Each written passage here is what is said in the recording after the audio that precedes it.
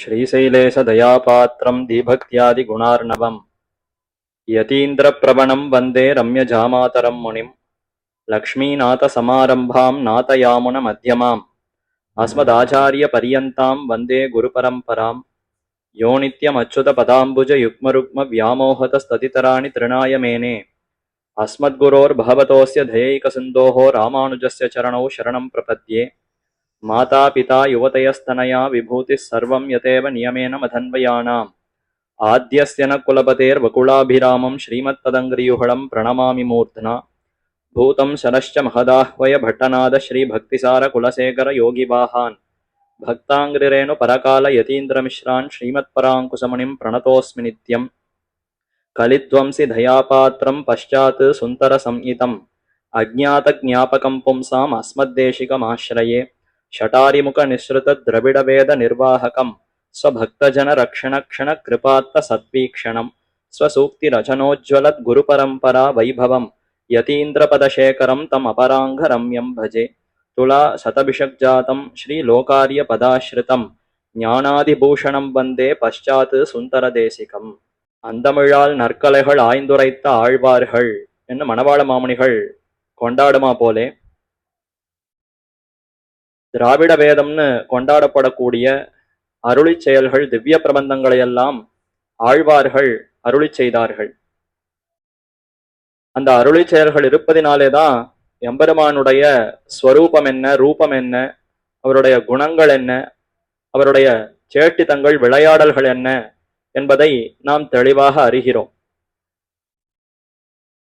சாஸ்திரம் என்று பார்க்கும் பொழுது எம்பெருமானே முதல்ல ஜெகத்தை படைத்து யோ பிரம்மாணம் விததாதி பூர்வம் யோவை வேதாம்ச பிரஹினோதி தஸ்மை என்று பிரமாணம் கூறுகிறார் போலே சதுர்முகனான பிரம்மாவை படைத்தார். படைத்து 4 வேதங்களையும் அவருக்கு உபதேசித்தார். அந்த வேதங்கள் எல்லாம் வடமொழியிலே அமைந்திருக்கின்றன. அனந்தாவை வேதாகா என்று சொல்லுமா போலே ஒரு முடிவு எல்லை இல்லாமல் பல பிரிவுகளோடு அமைந்திருக்கின்றன. அதுவும் அதிகிருதா அதிகாரமாய் தகுதி உள்ளவர்களால மட்டும்தான் அதை வாசிக்கவே முடியும். மேலும் அறிவு நிறைய இருப்பவர்களால மட்டும்தான் அதை வாசித்து புரிந்து கொள்ள முடியும் என்று இப்படி பலவிதமான கஷ்டங்கள் அதிலே அமைந்திருக்கின்றன. அப்படிப்பட்ட வேதங்களை நாம் எல்லோரும் அறிந்து உஜ்ஜீவிக்க வேண்டும் என்பதற்காகவே நம்முடைய அந்த சிரமத்தை எம்பெருமான் கருத்திலே கொண்டு சரி அதே வேதங்களினுடைய சாரத்தை எளிய தமிழிலே ஆக்கி கொடுப்போம் என்னதான் அத்தை தமிழ் வேதங்களாக எம்பெருமான் ஆக்கினான். அதை பல ஆழ்வார்கள் முக்கேன வெளிவரும்படி செய்தான். கலியுகத்தினுடைய முன்பு துவாபர யுகம், அதனுடைய இறுதி காலம், கலியுகத்தினுடைய தொடக்க காலம், இந்த காலங்கள்ல தான் ஆழ்வார்கள் அவதரித்தார்கள். பொய்கையார் பூதத்தார் பேயார் புகழ்மழிசை ஐயன் அருள்மாறன் சேரலர்கோன் துய்ய பட்டநாதன் அன்பர்தாள் தூளி நற்பானன் நற்கலியன் ஈதிவர் தோத்த தடைவாம் இங்கு என்ன ஆழ்வார்கள் அவதரித்த கிரமத்தை காட்டுகிறார் மணவாள மாமுனிகள். அந்த கிரமத்திலே ஆழ்வார்கள் எல்லோரும் அவதரித்து திவ்ய பிரபந்தங்களை எல்லாம் உபதேசித்தார்கள், அருளி செய்தார்கள். ஆனால் அதற்கு பிற்பாடு ஒரு 2000-3000 வருஷங்கள் இந்த திவ்ய பிரபந்தங்கள் எல்லாம் மறைந்தே போயின. அதற்கு பின்னர் சுவாமி நம்மாழ்வார் தான் கருணையோடு அத்தனை திவ்ய பிரபந்தங்களையும் உபதேசித்தார். நாதனுக்கு 4000 உரைத்தான் வாழியே இன்னும் நம்மாழ்வாருடைய பெருமையை அவருடைய வாழி திருநாம பாசுரத்திலே அப்பிள்ளை நம் ஆச்சாரியர் தெரிவிக்கிறார். நாதன் நாதமுனிகள் ஆணி மாசம் அனுஷ நட்சத்திரத்திலே காட்டுமன்னார் கோயில் என்ற திவ்ய கஷேத்திரத்திலே அவதரித்த ஆச்சாரியர். ஆழ்வார்கள் காலத்துக்கு பின்னர் ஆச்சாரியர்களுடைய பரம்பரையிலே முதலாக இவர்தான் கருதப்படுகிறார் நாதமுனிகள். அப்படிப்பட்ட நாதமுனிகளுக்கு அனைத்து திவ்ய பிரபந்தங்களையும் தம் திருவாயாலே உபதேசித்தவர் என்கிற பெருமை நம்மாழ்வாரையே சாரும். அதனாலேயே நம்மாழ்வார் ஆழ்வார்களுக்குள்ளே தலைவர் என்று கொண்டாடப்படுகிறார். ஆழ்வார்களுக்குள்ளே தலைவர் என்றால் மற்ற ஆழ்வார்கள் எல்லோரும் பேசி இவரை தலைவராக கொள்ளுவோம்னு அப்படி ஏற்பாடு செய்யப்பட்டதா என்றால் ஒரு ஆழ்வார் மற்றொரு ஆழ்வாரை சந்தித்தாருங்கிறதே ஏதோ சிலருக்குத்தான் சொல்ல முடியும். பொய்கை ஆழ்வார், பூதத்தாழ்வார், பேயாழ்வார் இந்த மூவரும் சந்தித்து கொண்டார்கள். அப்பொழுதுதான் திவ்ய பிரபந்தங்களே தொடங்கின. வையம் தகழியா, அன்பே தகழியா, திருக்கண்டேன்னு பாசுரங்களை எல்லாம் அருளி செய்ய தொடங்கினார்கள். பேயாழ்வார் திருமழிசை ஆழ்வாரை சந்தித்து திருத்தினார் என்ற சரித்திரம் கேள்விப்படுகிறோம். நம்மாழ்வாரும் மதுரகவி ஆழ்வாரும் சந்தித்து கொண்டார்கள் என்கிற சரித்திரம் கேள்விப்படுகிறோம். அதற்கப்புறம் இருக்கக்கூடிய ஆழ்வார்கள் காலம்தான் தெரிகிறதே தவிர அவர்கள் சந்தித்தனரா, ஏதேனும் பரிமாற்றம் நடந்ததா என்பது தெளிவாக தெரியவில்லை. அப்படி இருக்க அத்தனை ஆழ்வார்களுக்குள்ள இவர்தான் தலைவர், நம்மாழ்வார் தான் தலைவர்னு எப்படி நிர்ணயிக்கிறார்கள்னா, அது ஒன்று, இந்த திவ்ய பிரபந்தங்கள் அனைத்தையும் கொடுத்தவர் நம்மாழ்வார் தானே. அவரவர்கள் அருளி செய்து போயிருந்தாலும் அது நம்முடைய உலகத்திலே மறைந்து கிடக்க அந்த சமயத்திலே அத்தனையும் ஆச்சாரியருக்கு வழங்கின பெருமைங்கிறது நம்மாழ்வார் ஒருத்தருக்கே சாரும். தம்முடைய திவ்ய பிரபந்தங்களையும் கொடுத்தார், மத்துமுண்டான ஆழ்வார்களுடைய திவ்ய பிரபந்தங்களையும் கொடுத்தார். அதனாலேயே ஆழ்வார்களுக்குள்ளே தலைவர் என்று கொண்டாடுவதாகவும் ஒரு பெருமை. மற்றொரு பெருமை, மற்ற ஆழ்வார்கள் எவ்வளவுதான் அருளி செய்திருந்தாலும் அந்த அத்தனை அர்த்தங்களும் இவருடைய 4 திவ்ய பிரபந்தங்களுள்ளே அடங்கி இருக்கிறது. வேதங்களுக்கு சமமாக 4 திவ்ய பிரபந்தங்கள் அருளி செய்திருக்கிறார் நம்மாழ்வார். ரிக்வேத சாரமாக திருவிருத்தம், யஜுர்வேத சாரமாக திருவாசிரியம், அதர்வண வேத சாரமாக பெரிய திருவந்தாதி, சாமவேத சாரமாக திருவாய்மொழி, இந்த 4 திவ்ய பிரபந்தங்கள் அருளி செய்தார். இந்த 4க்குள்ளே அறியாத அனைத்து அர்த்தங்களும் அடங்கி இருக்கின்றன. நம்மாழ்வாருடைய இந்த 4 திவ்ய பிரபந்தங்களும் 4 வேதங்கள். மாறன் பணித்த தமிழ்மறைக்கு மங்கையர்கோன் ஆரங்கம் கூற அவதரித்த என்று திருமங்கையாழ்வார் இந்த நம்மாழ்வாருடைய திவ்ய பிரபந்தங்களுக்கு விளக்கமாக அங்கங்களாக 6 திவ்ய பிரபந்தங்களை அருளி செய்தார். மற்ற எண்மர் நன்மாலைகள் இதற்கு உபாங்கங்களைப் போலே, வேதத்துக்கு அங்கங்கள் உபாங்கங்கள் என்று பல உண்டு. அதே போல தமிழ் வேதமாகிற நம்மாழ்வாருடைய திவ்ய பிரபந்தங்களுக்கு அங்கங்களாக திருமங்கையாழ்வார் அருளி செய்தார். மற்ற 8 ஆழ்வார்கள், 8 ஆழ்வார்கள்னா இப்ப 10 ஆழ்வார்கள்ங்கிற கணக்கிலே கூறப்படுகிறது. நம்மாழ்வார் அவர் 4 வேதங்களை அருளி செய்து விட்டார். திருமங்கை ஆழ்வார் வேதத்தினுடைய அங்கங்களை அருளி செய்து விட்டார். அப்ப 10ல மீதி இருக்கக்கூடியவர் 8. அந்த 8 ஆழ்வார்கள் அருளி செயல்கள் எல்லாம் இந்த மற்ற திவ்ய பிரபந்தங்களுக்கு உபாங்கங்கள் என்று கூறப்படுகிறது. அப்ப ஆண்டாள் அருளி செய்த திவ்ய பிரபந்தம் என்ன, மதுரகவி ஆழ்வார் அருளி செய்த திவ்ய பிரபந்தம் என்னன்னா அது இவர்களுடையே சேர்த்து கொள்ள வேண்டியதுதான். நம்மாழ்வார்னு சொன்னா அவருடைய திருவடியாகவே தானே மதுரகவி ஆழ்வார் விளங்குகிறார். பெரியாழ்வார் வயிற்றில் பிறந்த பெண் பிள்ளையாகத்தான் ஆண்டாளை கொண்டாடுகிறோம்.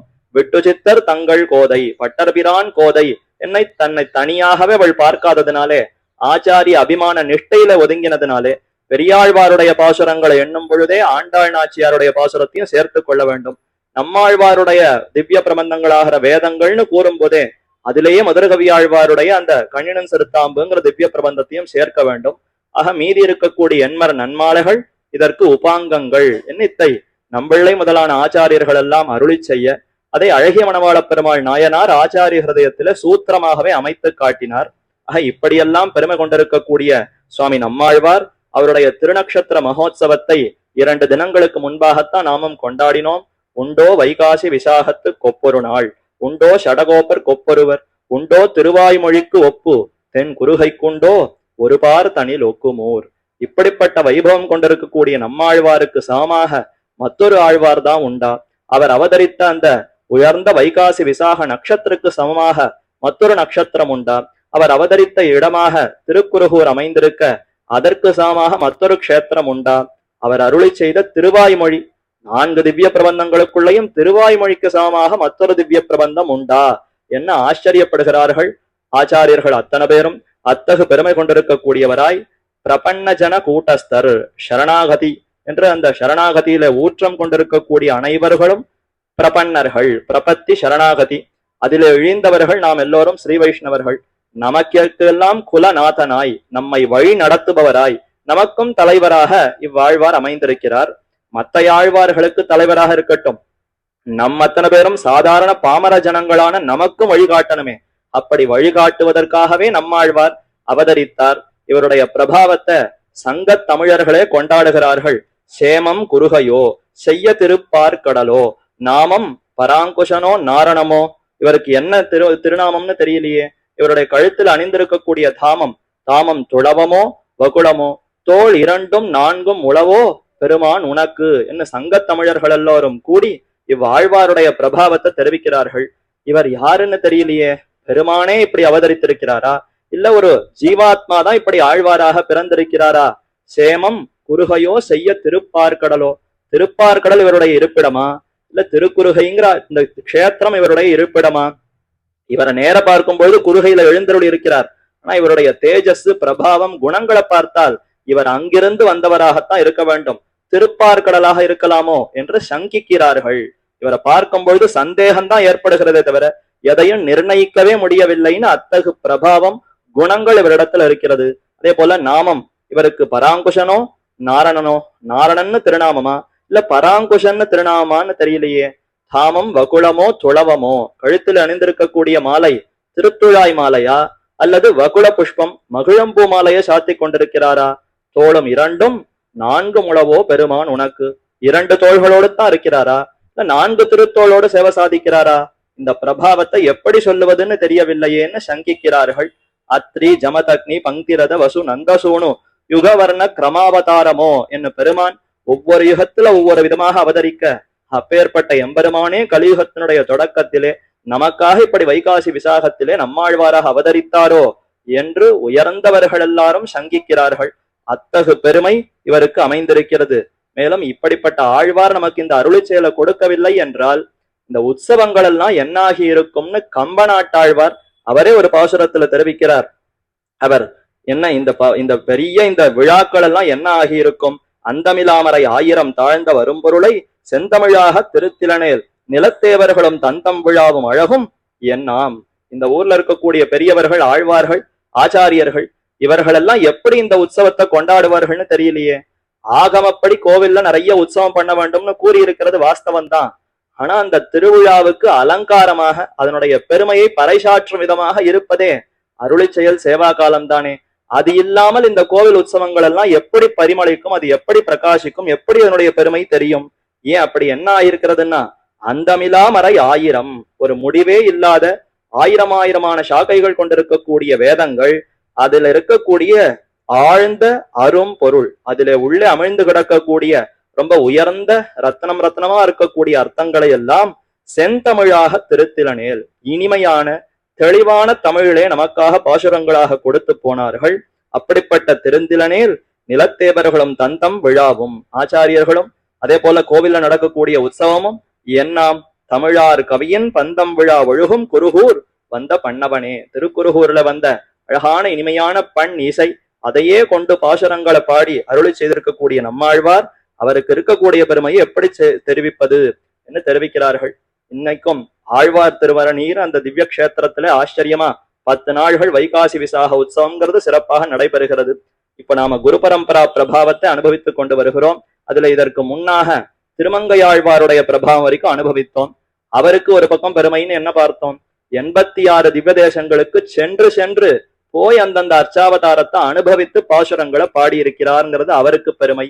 அதே போல நம்மாழ்வாருடைய திவ்ய பிரபந்தங்களுக்கு அங்கங்களாக பாசுரங்களை அருளி செய்தாருங்கிறது அவருக்கு பெருமை. இப்ப அவருக்கே முன் பிறந்தவராய் அனைவருக்கும் தலைவரா இருக்கக்கூடிய நம்மாழ்வாருடைய பிரபாவத்தை பின்னர் தான் தெரிவிக்கிறார். என்ன காரணம்னா அவயவ அவயவி பிரபாவம் என்று ஒரு ஸ்லோகம் அமைந்திருக்கிறதா. நம்மாழ்வார் தான் அனைத்து ஆழ்வார்களையும் தனக்கு அங்கங்களாக கொண்டிருக்கக்கூடிய அவயவி. அவயவினா ஒரு உடல், ஒரு திருமேனி. ஆழ்வாராகிற திருமேனி, அவருடைய திருமேனிக்குள்ள அந்தந்த உறுப்புகளாக மற்ற ஆழ்வார்கள் திகழ்கிறார்கள். அப்போ ஒரு உடல்னு பார்க்கணும்னா திருவடியிலிருந்தோ திருமுடியிலிருந்தோ தொடங்கி வரிசையா பார்த்து கொண்டு வந்தால் தானே முழு உடலையும் பார்த்ததாக கணக்கு. அதனாலதான் முதல்ல அங்கங்களை கூறிவிட்டு பின்னாடி அடுத்து அவயவியாகிற நம்மாழ்வாரை தெரிவிக்கிறார். திருமங்கையாழ்வார் திவதேசங்களுக்கு சென்று பல்லாண்டு பாடினார், 86 க்ஷேத்திரங்கள்.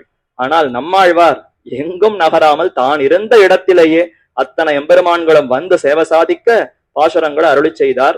38 திவ்யதேசங்களை நம்மாழ்வார் மங்களாசாசனம் செய்திருக்கிறார். தன்னுடைய புளிய மரத்தடியை விட்டு எங்கும் பதச்சரணம் பண்ணது கிடையாது, இறங்கினது கிடையாது, நகர்ந்தது கிடையாது. 16 பிராயத்துல தான் திவ்ய பிரபந்தங்களை அருளை செய்ய தொடங்கினார். 32 திருநக்ஷத்திரங்கள் வரைக்கும் தான் எழுந்தருள் இருந்தார். ஆனால் அதற்குள்ள அனைத்து வேதங்களுடைய சாரமாக இருக்கக்கூடிய திவ்ய பிரபந்தங்களை எல்லாம் கொடுத்து போனார். தாம் இருந்த இடத்திலேயே எம்பெருமான் வந்து சேவை சாதித்ததை நினைவு கூறும் விதமாக வைகாசி விசாக பிரம்மோற்சவத்திலே, அந்த திருநாள் அவதார உற்சவத்திலே 5ஆம் திருநாள் ஆச்சரியமா நவ திருப்பதி எம்பெருமான்களுடைய கருட சேவை உற்சவம்ங்கிறது ரொம்ப சிறப்பாக நடைபெறுகிறது. ஆழ்வார் தம்முடைய இருப்பிடத்திலிருந்து வெளியிலே காத்து கொண்டிருப்பார். நவதிருப்பதி எம்பெருமான்கள் ஒவ்வொருத்தராக புறப்பட்டு ஆழ்வாருக்கு சேவை சாதித்து தம் இருப்பிடத்துக்கு போய் சேர திருமஞ்சனம் ஆச்சரியமா நடைபெறுகிறது. பின்னர் இரவு ஒவ்வொருத்தரும் தனித்தனியாக கருடாழ்வார் பேர்ல எழுந்தருளி வீதியார புறப்பாடு கண்டருளுகிறார்கள். அத்தனை பேரையும் நம்மாழ்வார் சேவித்து பல்லாண்டு பாடி பின்னர் விடியற் காலை அந்தந்த எம்பெருமான்கள் இவரிடத்துல விடை பெற்று கொண்டு மரியாதைகளை செலுத்தி விட்டு தம் ஊரே திவதேசத்திற்கு நோக்கி எழுந்தருளுகிறார். அப்படிப்பட்ட வைபவம் நம்மாழ்வாருக்கு கலியுகத்திலே 43வது நாள், அந்த நாள்ல இவர் அவதரித்தாராம். இப்ப பிறந்து முதல் வருஷத்திலேயே 43வது நாள்லயே இவர் அவதரித்திருக்கிறார். அவதரித்தவர் அத்தனை வேதங்களுடைய சாரமான அர்த்தத்தையும் நமக்கு கொடுத்தார். எத்தனையோ திருநாமங்கள், ஷடகோபன், மாறன், காரிமாறன், பராங்குஷன், இன்னும் வேதம் தமிழ் செய்த மெய்யன், எழில் குருகை நாதன், நம்மாழ்வார், இன்னும் எத்தனையோ திருநாமங்கள் அமைந்திருக்கிறதே. நம்பெருமாள், நம்மாழ்வார், நஞ்சியர், நம்பிள்ளை என்பர் அவரவர் தம் ஏத்தத்தால் அன்புடையோர் சாத்து திருநாமங்கள் தான் என்று நன்னஞ்சே ஏத்ததனை சொல்லு நீ இன்னு என்று மணவாள மாமணிகள் தெரிவிக்கிறார். இவருக்கு என்ன பெருமை? நம்மாழ்வார்ங்கிற திருநாமமே பெருமை ஆயித்தே. எத்தனையோ ஆழ்வார்களுக்கு பெரியாழ்வார்னு பெயர் இருக்கு, பொய்கை ஆழ்வார், பூதத்தாழ்வார், திருமங்கையாழ்வார்னு பெயர் இருக்கு. ஆனா நம் ஆழ்வார்ங்கிற அபிமானத்தோடு உரைத்த திருநாமம் இவருக்கே என்ன அமைந்திருக்கிறது? ஷடகோபராகிற ஆழ்வாருக்குத்தான் நம்மாழ்வாருங்கிற திருநாமம் நம்பெருமாளே சாத்தினாராம். அதத்தான் நம்பெருமாள், நம்மாழ்வார், நஞ்சியர், நம்பிள்ளை என்பர் என்ன பிரித்தும் அர்த்தம் கூறுவது உண்டு. இல்ல சேர்த்து பார்த்தால் அன்புடையவர்கள், பக்தியோடு இருப்பவர்கள் நம்முன்னு அபிமானித்து கூப்பிட்டதுனாலே நம்பெருமாள்னு அவருக்கு பெயர் ஏற்பட்டது. பெருமாளுக்கே நம்பெருமாள்ங்கிற பெயர் ஏற்பட்டது. அவருடைய அபிமானத்தினாலே ஆழ்வாருக்கு நம்மாழ்வாருங்கிற பெயர் ஏற்பட்டது என்று அங்கே காட்டுகிறார்கள். அப்படி ஆழ்வார்களுக்குள்ளே தலைவராய் நம் ஆழ்வார் என்ன எம்பெருமானாலே அபிமானிக்கப்பட்டார். ஆழ்வாருடைய பிரபாவத்தை தான் இனி மேற்கொண்டு அதாவது பின்பழகிய பெருமாள் சீயர் இந்த 6000 குரு பரம்பரா பிரபாவத்திலே தெரிவிக்கிறார். அந்த நம்மாழ்வாரை பத்தி அவதார ஸ்லோகங்களை முதற்கண் விண்ணப்பிக்கிறார். தத கலியுகஸ்ய ஆதௌ வைசாக்கியாம் விஸ்வபாவனஹ விஷ்ணு பக்தி பிரதிஷ்டார்த்தம் சேனேஷோ அவதரிஷ்யதி சேனேஷ கருணாலப்த திவ்யமந்திரத்வயம் முதா திராவிடாம்நாய வக்தாரம் ஷடகோப குரும்பஜே வகுலாபரணம் வந்தே ஜகதாபரணம் முனிம் யஸ்ருதேர் உத்தரம் பாகம் சக்ரே திராவிட பாஷயா வகுலாலங்கிருதம் ஸ்ரீமத் ஷடகோப பதத்வயம் அஸ்மத் குலதனம் போக்யம் அஸ்துமே மூர்த்தி பூஷணம் என்று ஸ்லோகங்கள். இதுல கடைசியாக 2 ஸ்லோகங்கள் பராங்குஷ அஷ்டகம் என்று 8 ஸ்லோகத்துக்குள்ளேயே அமைந்திருக்கக்கூடிய ஸ்லோகங்கள். தத கலியுகஸ்ய ஆதவ், கலியுகத்தினுடைய தொடக்கத்திலே, வைசாக்கியாம் வைகாசி மாசத்திலே, விஸ்வபாவனஹா விஸ்வத்தையெல்லாம் பாவனமாக செய்யக்கூடியவர், தூய்மையாக ஆக்கும்படியான பெருமை கொண்டிருக்கக்கூடிய சேனேஷர், சேனை முதலியார் விஸ்வக்சேனர், விஷ்ணு பக்தி பிரதிஷ்டார்த்தம் அவதரிஷ்யதி. கலியுகத்தினுடைய தொடக்கத்திலே சேன முதலியார் அவர் வைகாசி மாசம் விசாக நட்சத்திரத்திலே எம்பெருமானிடத்தில பக்தியை இந்த உலகத்திலே பரவச் செய்வதற்காக, அது நன்கு தழைத்து ஓங்கும்படி செய்வதற்காக அவதரிப்பார் என்று தெரிவிக்கப்படுகிறது. அப்ப அவரே வந்து அவதரித்தாரான்னா அவருடைய அம்சம் இவரிடத்துல சேர்ந்ததுன்னு கொள்ளணும். என்ன ஆழ்வார் தம்பாக்கிலேயே மாறி மாறி பல பிறப்பும் பிறந்து என்று தெரிவித்ததினாலே தாம் இதற்கு முன்னாடி பல பிறவிகளை எடுத்தேன், ஆனால் இந்த பிறவில இப்போதான் எம்பெருமானுடைய அருளுக்கு பாத்திரமாக ஆனேன்னு தெரிவிக்கிறாரா. பொய்யில் பாடல், அவருடைய பாசுரங்கள் எதுவுமே பொய் கிடையாது. அவர் வாக்கே இப்படி அமைந்திருப்பதினாலே அதையே மெய்யாக கொண்டால் அப்ப இந்த ஆத்மாவினிடத்திலே அந்த விஸ்வக்சேனருடைய அம்சம் அனுகிரகமும் சேர்ந்ததுன்னு கொள்ள வேண்டும். அப்படி சேனேஷனுடைய அந்த கட்டாட்சம் இவருக்கு கிடைத்தது. சேனேஷ கருணாலப்த திவ்ய மந்திரத்வயம் முதா, மந்திரத்வயம் திருமந்திரம், துவயம், சரமஸ்லோகம் என்று கொண்டாடப்படக்கூடிய ரகசிய திரயங்களுக்குள்ளே துவய மந்திரத்தை சேன முதலியாரே இவருக்கு உபதேசித்தார். அதனாலதான் குரு பரம்பரையிலே பெரிய பெருமாள், பெரிய பிராட்டி, அடுத்து சேன முதலியார், அடுத்து நம்மாழ்வார், அடுத்து ஆச்சாரியஸ்தானம் இந்த ஆழ்வாருக்கே அமைந்திருக்கிறது. என்ன சேனேஷர், சேன முதலியார் தாமே கருணையோடு இவருக்கு மந்திரத்வயத்தை எல்லாம் உபதேசித்தார். முதா திராவிடாம்நாய வக்தாரம் ஷடகோப குரும்பஜே, அப்படித்தாம் உபதேசத்தை பெற்றவர். அதனால என்ன செய்தார்னா திராவிட ஆம்நாய பக்தாரம், சரி ரகசியத்திரயமா ரொம்ப சுருக்கமா உபதேசித்தார். ஆனா அதை விளக்கி உயர்ந்த அந்த வேதாந்த கருத்துக்களை அப்படியே தெளிவாக இவர்களுக்கு உபதேசிக்க வேண்டும், அதையும் இனிய தமிழை உபதேசிக்க வேண்டும்னு திராவிடாம்நாய பக்தாரம். இன்னைக்கும் திருவாய்மொழி துவயத்தினுடைய விவரணமாகத்தான் அமைந்திருக்கிறது. இந்த 4 திவ்ய பிரபந்தங்களுக்குள்ள இல்லாத அர்த்தங்களே இல்லை. மகாபாரதத்துக்கு பெருமை சொல்லப்படுகிறதே, யதிஹாஸ்தி தத் அந்யத்ர என் நேஹாஸ்தி நதத் கொச்சித் என்று. மகாபாரதத்துக்குள்ள தேடி ஒரு அர்த்தம் கிட்டி விட்டதுன்னா அதை வெளியில மத்த சாஸ்திரங்கள்ல போய் தேடவே வேண்டாம். இதுல தேடியும் ஒரு அர்த்தம் நமக்கு கிடைக்கலன்னா எங்க தேடினாலும் கிடைக்காது என்ன சொல்லப்படுகிறதா? அதே பெருமைதான் இந்த ஆழ்வாருடைய 4 திவ்ய பிரபந்தங்களுக்குள்ள உண்டு. அர்த்த பஞ்சகம், அறிய வேண்டி அர்த்த பஞ்சகம் இதுக்குள்ளே உண்டு. சரி, எம்பெருமானுடைய குணங்கள் சொரூபத்தை எல்லாம் நன்னாக விவரிக்கிறது. ரகசியத்ரயமும் இதற்குள்ளே உண்டு. 4 வேதங்களும் இதற்குள்ளே உண்டு. இன்னும் என்னென்ன அர்த்தம் வேண்டுமோ அனைத்து அர்த்தங்களும் இதற்குள்ளே அடங்கி இருக்கிறது. ரகசியத்ரயம்னு 3 தானே இருக்கு, திவ்ய பிரபந்தங்கள் 4ஆக இருக்கிறதே. எப்படி அதை பொருந்த விடுவதுன்னா, திருவிருத்தமும் திருவாசிரியமும் முதல் ரகசியமான திருமந்திரத்தினுடைய விளக்கம், அடுத்து துவயத்தினுடைய விளக்கமாக திருவாய்மொழி அமைந்திருக்கிறது. பெரிய திருவந்தாதிங்கிறது சரமஸ்லோகத்தினுடைய விவரணம். ஆக இப்படி ரகசிய திரயத்தையும் விவரிக்கிறதா. சேனேஸ்வரிடத்திலிருந்து மந்திரத்வயத்தை பெற்றார், அதை அப்படியே திருவாய்மொழியாக நமக்கு ஆக்கி கொடுத்தார். அதுதான் திராவிடாம்னாய வக்தாரம். ஷடகோப குரும் பஜே. ஷடகோபன் எழுதுறச்சையோ சொல்றச்சையோ ஷடகோபன்னு சொல்லணும். ஆனா ஷடகோபன் இன்னும் கான்னு சொல்லிவிட்டால் அர்த்தமே மாறி போயிடும். ஷடம்ங்கிற வாயு அதுதான் நம்முடைய அறிவின்மைக்கு காரணம். கர்ப்பத்திலிருந்து நாம் வெளியில வர சமயத்திலே ஒவ்வொரு சிசுவையும் இந்த ஷடம்ங்கிற வாயு வந்து மூடிக்கொள்ளுகிறதாம். அந்த வாயுவை கோபித்து என்கிட்ட நெருங்காதே ஹும்னு ஹுங்காரம் பண்ணி அத்தை நகர்த்தினார், அத்தை விரட்டி ஓட்டினார். அதனாலதான் இவருக்கு ஷடகோபர் என்ற பெருமை ஏற்பட்டது, அந்த திருநாமம் ஏற்பட்டது. அப்ப ஷடத்தை கோபித்தவர், கோபித்தர்னா அதை விரட்டி ஓட்டினார், கண்டனம் பண்ணினார், நகர்த்தினார்னு அர்த்தம். கோபன்னு சொல்ல பிரயோகித்தால் ரட்சிக்கிறார்னு அர்த்தம். அப்ப ஷட கோபன்னு சொன்னா அர்த்தமே மாறிவிடுமே. அறிவின்மையை விளைக்கக்கூடிய ஷட்டத்தை நன்றாக ரட்சித்தார்னு பெயர் ஏற்பட்டு விடும். அப்படி செய்யலையே, அத்தை விரட்டி ஓட்டினார். அதனால ஷடகோப குரும் வந்தே. அப்படிப்பட்ட ஆச்சாரியரா இருப்பவரை வணங்குகிறேன். வகுலாபரணம் வந்தே ஜகதாபரணம் முனிம். ஜகத்துக்கே ஆபரணமாக இருக்கக்கூடியவர் நம்மாழ்வார். இந்த உலகத்துக்கே அழகு சேர்த்தவர் இவர்தானே. இவர் மட்டும் இந்த சம்சாரத்துல பிறக்கலன்னா நமக்கெல்லாம் எப்படி உஜ்ஜீவனம் கிட்டும்? திவ்ய பிரபந்தம் என்னன்னு நமக்கு தெரிந்திருக்காதே, அத்தனையும் நமக்கு உபதேசித்து யாரும் திருந்தலாம். அனைவருக்கும் எம்பெருமான் சுலபன். ரொம்ப அவர் பெரியவனாக இருந்தாலும் நம்முடைய அந்த சின்ன ஒரு கைங்கரியத்தை எம்பெருமான் ஏற்றுக்கொள்ளுகிறான் என்று தம்முடைய பாசுரத்துல பலவிதமாக உபதேசித்து இவர்களை திருத்துவதுதான் முக்கியமான கடமை என்று கொண்டு நமக்காக எத்தனையோ அவர் உபதேசித்திருக்கிறாரா. ஆக ஜகத்துக்கே ஆபரணமாக விளங்குவர். நல்குரவும் செல்வம் நரகம் சுவர்க்கவுமாய் வெல்பகையும் வெட்பம் விடமும் அமுதவுமாய் பல்வகையும் பரந்த பெருமான் என்னை ஆழ்வானை செல்வம் மல்குடி திருவிண்ணகர் கண்டேனேன்னு ஒப்பிலியப்பன் திருவெண்ணகரப்பன் அந்த எம்பெருமானுக்கு பாசுரம். விருத்த விபூதி கடனா சாமர்த்தியம். எம்பெருமான் எப்படிப்பட்டவன்? ஆச்சரியமா பலதையும் தன்னிடத்துல சொத்தாக கொண்டிருக்கிறான். ஒண்ணுக்கு ஒண்ணு நேரா விருத்தமா இருக்கும். இதற்கும் சேர்த்தியே கிடையாது, பொருந்தவே பொருந்தாது. ஆனா அப்படி பொருந்தாக இருக்கக்கூடிய விஷயங்களையும் தனக்கு சொத்தாக கொண்டிருக்கிறான் என்பதுதான் எம்பெருமானுடைய பெருமைன்னு அந்த பதிகத்துல விவரிக்கிறார். ஒரு பக்கம் நல்குரவும் செல்வம், இன்னொரு பக்கம் நரகம் சுவர்க்கமாய். நல்குரவுன்னா ஒரே ஏழ்மை, காசே இல்லை. செல்வம் நல்ல சிறந்த செல்வம். அதே மாதிரி ஸ்வர்க்கம் நரகம், இப்படி அனைத்தையும் தனக்கு சொத்தாக கொண்டிருக்கிறான்னா அப்ப இந்த ஜெகத்தெல்லாம் எம்பெருமானுக்கு சொத்து, ஜெகத்தை படைப்பவன் எம்பெருமான் என்கிற அந்த அர்த்தத்தை உபதேசித்து ரொம்ப தாழ்ந்ததாக இருக்கக்கூடிய இந்த சம்சாரத்திலும் எம்பெருமானை அனுபவித்தால் விண்ணுளாரிலும் சீரியருங்கிற பெருமை பெறலாம். நித்திய சூரிகளை காட்டிலும் இந்த லோகத்திலிருந்து எம்பெருமானை வணங்கி முக்கரணங்களையும் அவனிடத்துல சமர்ப்பித்தால் அப்ப நமக்கே பெருமை.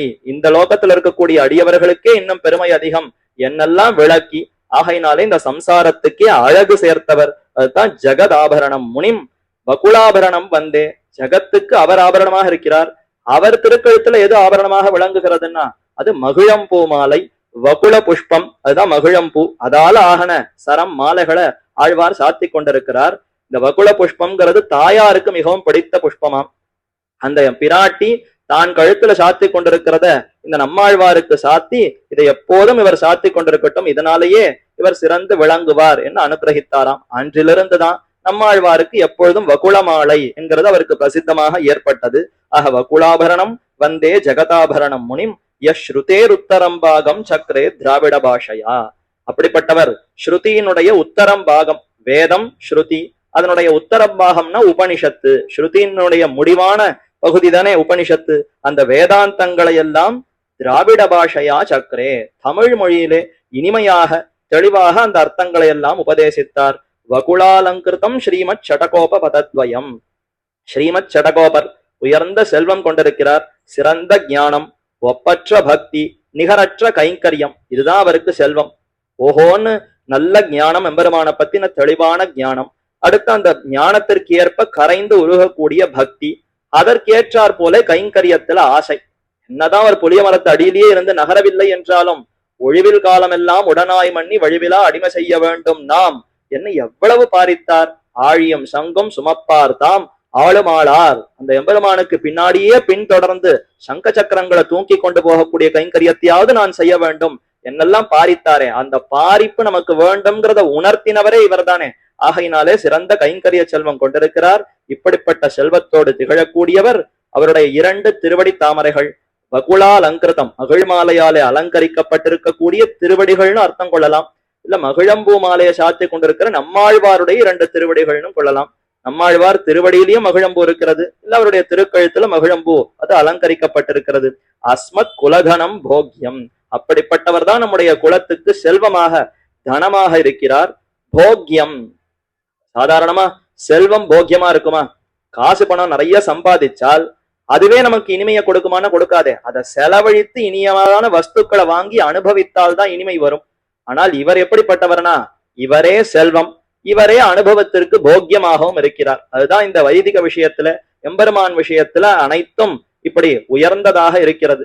அவரே குலத்துக்கு தனமாகவும் இருக்கிறார், அந்த தனமே நமக்கு சிறந்த இனிமையும் கொடுத்து உயர்ந்த போக்கியமாக இருக்கிறது. இப்ப இந்த உலகத்துல இருக்கக்கூடிய செல்வத்தை செலவழித்து பெறக்கூடிய சுகங்கள் எல்லாம் தாழ்ந்தது, மேலும் பாப்பத்தை அதிகரிக்கும். ஏதோ இன்பங்கள்னு இதையெல்லாம் நுகர்ந்து கொண்டிருந்தால் சம்சார பந்தம் தான் அதிகரித்து இதிலேயே உழன்று கொண்டிருப்போம். ஆனால் இந்த தனம், இந்த போக்கியம், நம்மாழ்வாரைய தனமாக கொண்டு அவரையே போக்கியமாக கொண்டால் அது எப்பேற்பட்ட இந்த சம்சாரத்தையே மாற்றி உயர்ந்த அந்த பரமபதத்தையே கொடுத்து இந்த சம்சார சம்பந்தத்தையே நீக்கி விடுகிறதே. அஸ்துமே மூர்த்தி பூஷணம், இவருடைய அந்த திருவடிகள் தான் என்னுடைய தலைக்கு அலங்காரமாக இருக்கணும், தலையால எப்போதும் தரிக்கப்பட வேண்டிய திருவடிகள் என்று காட்டுகிறார். இவர் எப்பொழுது அவதரித்தார்? லாபே கலேர் வாசர ஏவ ராதே மாசே விஷாகே மகனீய தாரே சுக்ரஸ்ய வாரே அஜனி விஸ்வதித்யாம் பராங்குஷோயம் பகவான் குளீரே என்று தெரிவிக்கிறார். பகவானாகவே திகழ்கிறார். அவருடைய பெருமையை பார்த்தால் பகவானா, சேன முதலியாரா, இல்ல இந்த லோகத்துல யாரானும் ஜீவாத்மாவா என்று சந்தேகிக்கக்கூடிய அப்பேற்பட்ட பெருமை இருக்கக்கூடிய நம்மாழ்வார் லாபே அப்படிங்கிற அந்த எழுத்தினாலே 43 என்ற எண்ணிக்கை வருகிறதா. இததான் கடபயாதி சங்கைன்னு தெரிவிக்கிறார்கள். சம்ஸ்கிருதத்துல கவர்கம், சவர்கம், டவர்கம், தவர்கம், பவர்கம் என்று 5 வர்க்கங்கள், 5 பிரிவா எழுத்துகள் இருக்கு. க க க க க அப்படின்னு கவர்க்கம், ச ச ச ச ஞ என்று சவர்க்கம். இப்படி பார்த்தா 5 வர்க்கமா. இப்ப 5 5 25 அக்ஷரங்கள். யார லாவ சாஷா ஷாஹா ஷாஷா சாஹா, இந்த 4 4 8 எழுத்து. 25ம் 8ம் 33 எழுத்துகள் கொண்டிருப்பது அந்த சம்ஸ்கிருத மொழியா. இந்த 33க்கு எண்ணிக்கையை குறிப்பிடுகிறார்கள். எண்ணிக்கையை குறிப்பிடும் பொழுது எழுத்துக்களை வைத்து காட்டுவதுதான் கடபயாதி சங்கைன்னு பெயர். இப்ப லாபேன் இருக்கா, லாங்கிறது எத்தனாவது எழுத்தாக வரும்? ய ர ல, 3வது எழுத்து. இந்த வரிசையில 3வதா இருக்கு. அதனால லாங்கிறதுனால 3ன்னு வைத்துக் கொண்டு பே என்றால் ப ப ப ப, 4வது பகாரம். அதற்கு 4ங்கிற எண்ணிக்கை வரும். 3 4ன்னு வருகிறதா. ஆனா இந்த கடபயாதி சங்கையில எப்படியும் நேரே பொருள் கொள்ளக்கூடாதான். அதுல நேர எந்த எண்ணிக்கை வருகிறதோ அதை திருப்பி போட்டுதான் எண்ணிக்கை எவ்வளவுன்னு பார்க்கணுமா. அப்ப 34ன்னு வருவதை திருப்பி இட்டால் 43ன்னு வருமா. 43 வாசரங்கள், நாள்கள் நகர்ந்த பிற்பாடு, கலேர் கலியுகத்திலே 43 நாட்கள் நகர்ந்த பிற்பாடு, ஏவ ராதே மாசே என்றால் வைகாசி மாசத்திலே, விஷாகே மகனீயதாரே, விசாக நட்சத்திரம்ங்கிறது ஒப்புயர்வற்ற நட்சத்திரமாம். இக்ஷ்வாகு அரசர்களுக்கே ரொம்ப பெருமை இருக்கக்கூடிய விசாக நட்சத்திரம் ஸ்ரீராமாயணத்திலே தெரிவிக்கப்படுகிறது. இக்ஷ்வாகு குலத்திற்கே விசாக நட்சத்திரம் ரொம்ப உயர்ந்தது. அந்த விசாக நட்சத்திரம் வரும் பொழுது ராமன் தெரிவிக்கிறான், காட்டுல இருக்கிற சமயத்துல யுத்தத்தை தொடங்கலாம், விசாக நட்சத்திரம் ரொம்ப உயர்ந்த நட்சத்திரம், அது இன்று நமக்கு நேர்பட்டு இருக்கிறது, அதனால இன்றே தொடங்கலாம்னு அங்க தெரிவிக்கிறார். அப்ப விசாக நட்சத்திரம் சக்கரவர்த்தி திருமகனாலேயே உகப்பட்ட நட்சத்திரமா. அதனால மகனீயதாரே சுக்ரஸ்ய வாரே, வெள்ளிக்கிழமை சுக்கிரவாரத்திலே, அஜனி விஸ்வதித்யாம், இந்த விஸ்வத்துக்கு சிறந்த அந்த நம்மாழ்வார் அவதரித்தார். பராங்குஷோயம் பகவான் குளிரே. அவர் இங்க சுபமாக அவதரித்தார். ஸ்ரீ விஜயான தினோத்த ஸ்ரீ விஜயான தினோத்தரே அஹனி கலௌ வருஷே பிரமாத்யாஹ்வயே மாசே மாதவ நாம்னி பார்கவ தினே ருக்ஷே விஷாகாபிதே லக்னே शुद्ध चतुर्दशी तिथियुते श्रीमत् कुळीरे अपि च क्षित्यां प्रातुरभूत् பராங்குஷ கவிர் பாக்யோதயோ அஸ்மாத்ருஷாம். நம்முடைய பாக்யத்தினாலேயே இவர் அவதரித்தார். குளிரே என்றால் அந்த அந்த அழகான புலி, அதாவது புளிய மரம் இருக்கக்கூடிய அந்த க்ஷேத்திரம் திருக்குருகூர்ங்கிற அந்த க்ஷேத்திரத்துல அவதரித்தார். ஸ்ரீ விஜயான தினோத்தரே அஹனி கலௌ வருஷே, கலியுகத்திலே உயர்ந்த அந்த வைகாசி மாசத்திலே பிரமாத்யாஹ்வயே மாசே, வைகாசி மாசத்திலே மாதவ நாம்னி, மாதவன் பெயர் கொண்டிருக்கக்கூடிய வைகாசி மாசத்திலே பார்கவ தினே, அந்த வெள்ளிக்கிழமையிலே ருக்ஷே விஷாகாபிதே, விஷாக நட்சத்திரம் கூடியிருக்கக்கூடிய சுமான தினத்திலே சுத்த சதுர்த்தசி திதியுதே, சதுர்த்தசி திதி கூடியிருக்கிற நாள். அதனாலதான் எப்பவும் பார்த்தால் நரசிம்ம ஜெயந்தியும் நம்மாழ்வார் சாத்துமுறையும் சேர்ந்தே வரும். நரசிம்ம ஜெயந்திங்கிறது சதுர்த்தசி, திரையோதசி சதுர்த்தசி கலந்து இருக்கக்கூடிய அந்த சமயம். அந்த சதுர்த்தசி திதி எப்பொழுதும் பின்னாடி இருக்கக்கூடிய திதியாக இருக்கும். அதே சமயத்துல தான் நம்மாழ்வாரும் அவதரித்திருக்கிறார். அதனால பெரும்பாலும் இரண்டும் சேர்ந்து வருமா. அப்படிப்பட்ட இடத்துல ஸ்ரீமத் குளிரே அபிச்ச க்ஷித்யாம், இந்த பூமியிலே பிராதுரபூத்து பராங்குஷ கவிஹி, பராங்குஷர் பரர்களுக்கெல்லாம் அங்குஷமாக இருக்கிறார். ஒரு யானையை அடக்கணும்னா அங்குஷ மாவட்டிய போட்டு அடக்கணுமா, அத மாதிரி இப்ப நம்மாழ்வார் யாரையோ அடக்குகிறார். அவர் யாரை அடக்குகிறார்? எம்பெருமான எதிர்த்து கொண்டு, எம்பெருமான் இல்லைன்னு யார் கூறுகிறார்களோ, இல்ல உண்டு வேறு தேவதைகள் தான் எம்பெருமான், அவர்தான் பரன், அவர்தான் ஜெகத்தை படைக்கிறார்னு கூறி வந்தாலும், இல்ல புறம்பா உண்மைக்கு மாறாக வேதத்துக்கு புறம்பாக தங்களுடைய கருத்துக்களை யாரெல்லாம் கூறுகிறார்களோ அவர்கள்லாம் பரர்கள். அவர்களை எல்லாம் அடக்கக்கூடிய அங்குஷமாக இவர் என்ன செய்தார்? ஏறி அவர்களெல்லாம் மிதித்தாரான்னா தம்முடைய பாசுரங்களே அங்குஷம். எதுவும் இவர் நேரடியா செயல்லையே காட்டல, அனைத்தையும் வாக்காலே தம்முடைய பாசுரங்களாலேயே அடக்கி வைத்தார். பராங்குஷ கவிஹி பாக்யோதயோ அஸ்மாத்ருஷாம், நம்முடைய பாக்யம், நம்முடைய அந்த புண்ணியத்தின் பயனாக இவர் அவதரித்தார். நாமெல்லாம் புண்ணியம் பண்ணியிருக்கோமா? புண்ணியம் ஒண்ணும் பண்ணல. எம்பெருமானா பார்த்து சரி இவரை மூலமாவது இவர்கள் புண்ணியத்தை பண்ணி நம்ம இடத்துல வரட்டும் என்னதான் நம்மாழ்வார அவதரிக்கும்படி செய்தான். ஆக ஆழ்வார்கள் எல்லாரையும் அவயபூதராக உடைய நம்மாழ்வார் திருவவதார கிரமம் இருக்கும்படி எங்கனே எண்ணில். மற்ற ஆழ்வார்கள் எல்லாம் இவருக்கு அவயவங்கள், இவர் தான் அவயவி. தத்தா அழகா ஒரு ஸ்லோகத்துல பூதம் சிரஹா ஹ்ரத மகாஹ்வயம் அக்ஷியுக்மம் பார்கவம் அஸ்ய கண்டம், அதே போல பட்டாரியம் ஆஸ்யம் பாஹூவதந்தி குலசேகர யோகி வாஹவ் தோர் மத்திய நாபி சரணான் இதரான் சட்டாரேஹே என்ன ஒரு ஸ்லோகம். அதுலத்தான் மற்ற ஆழ்வார்கள் எல்லாம் நம்மாழ்வாருக்கு அவயவங்கள்னு தெரிவிக்கிறார்கள். பூதம் ஷிரஹா, பூதத்தாழ்வார் தான் அவருக்கு திருமுடியாக விளங்குகிறார். ஷிரஸ்ன்னா இந்த மேல் தலை, அந்த தலைக்கு மேல இருக்கக்கூடிய அந்த இடம், அப்படி பூதத்தாழ்வார் விளங்குகிறாராம். ஏன் பொய்கை ஆழ்வார் தானே முதல்ல அவதரித்தார், அவரைத்தானே முதல் அவயவமாக கூறியிருக்கணும்னா வாஸ்தவம். ஆனா பூதத்தாழ்வார் தான் ஞானத்தை பத்தி பாடியிருக்கிறார். அன்பே தகழியா ஆர்வமே நெய்யாக இன்புருகு சிந்தை இடுதெரியா நண்புருகி ஞானச்சுடர் விளக்கேத்தினேன் நாரணர்க்கு ஞானத்தமிழ் புரிந்த நான். ஞானச்சுடர் விளக்கு ஞானத்தமிழ் ஆரம்பிக்கிறச்ச உயர்ந்த ஞானத்துலதானே ஆரம்பிக்கணும். சிரசுங்கிறது தானே ஞானத்துக்கு இருப்பிடம்னு சொல்லுகிறோம்.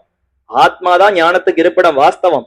ஆனா ஆத்ம ஞானம் புத்தி மூளை வழியாகத்தானே வெளிப்படுகிறது. மூளை இருக்கான்னு தானே கேட்கிறோம், மூளையால தான் சிந்திக்கிறோம். அப்ப அந்த மூளையாகிற அந்த அங்கம் அது தலையில இருக்கு.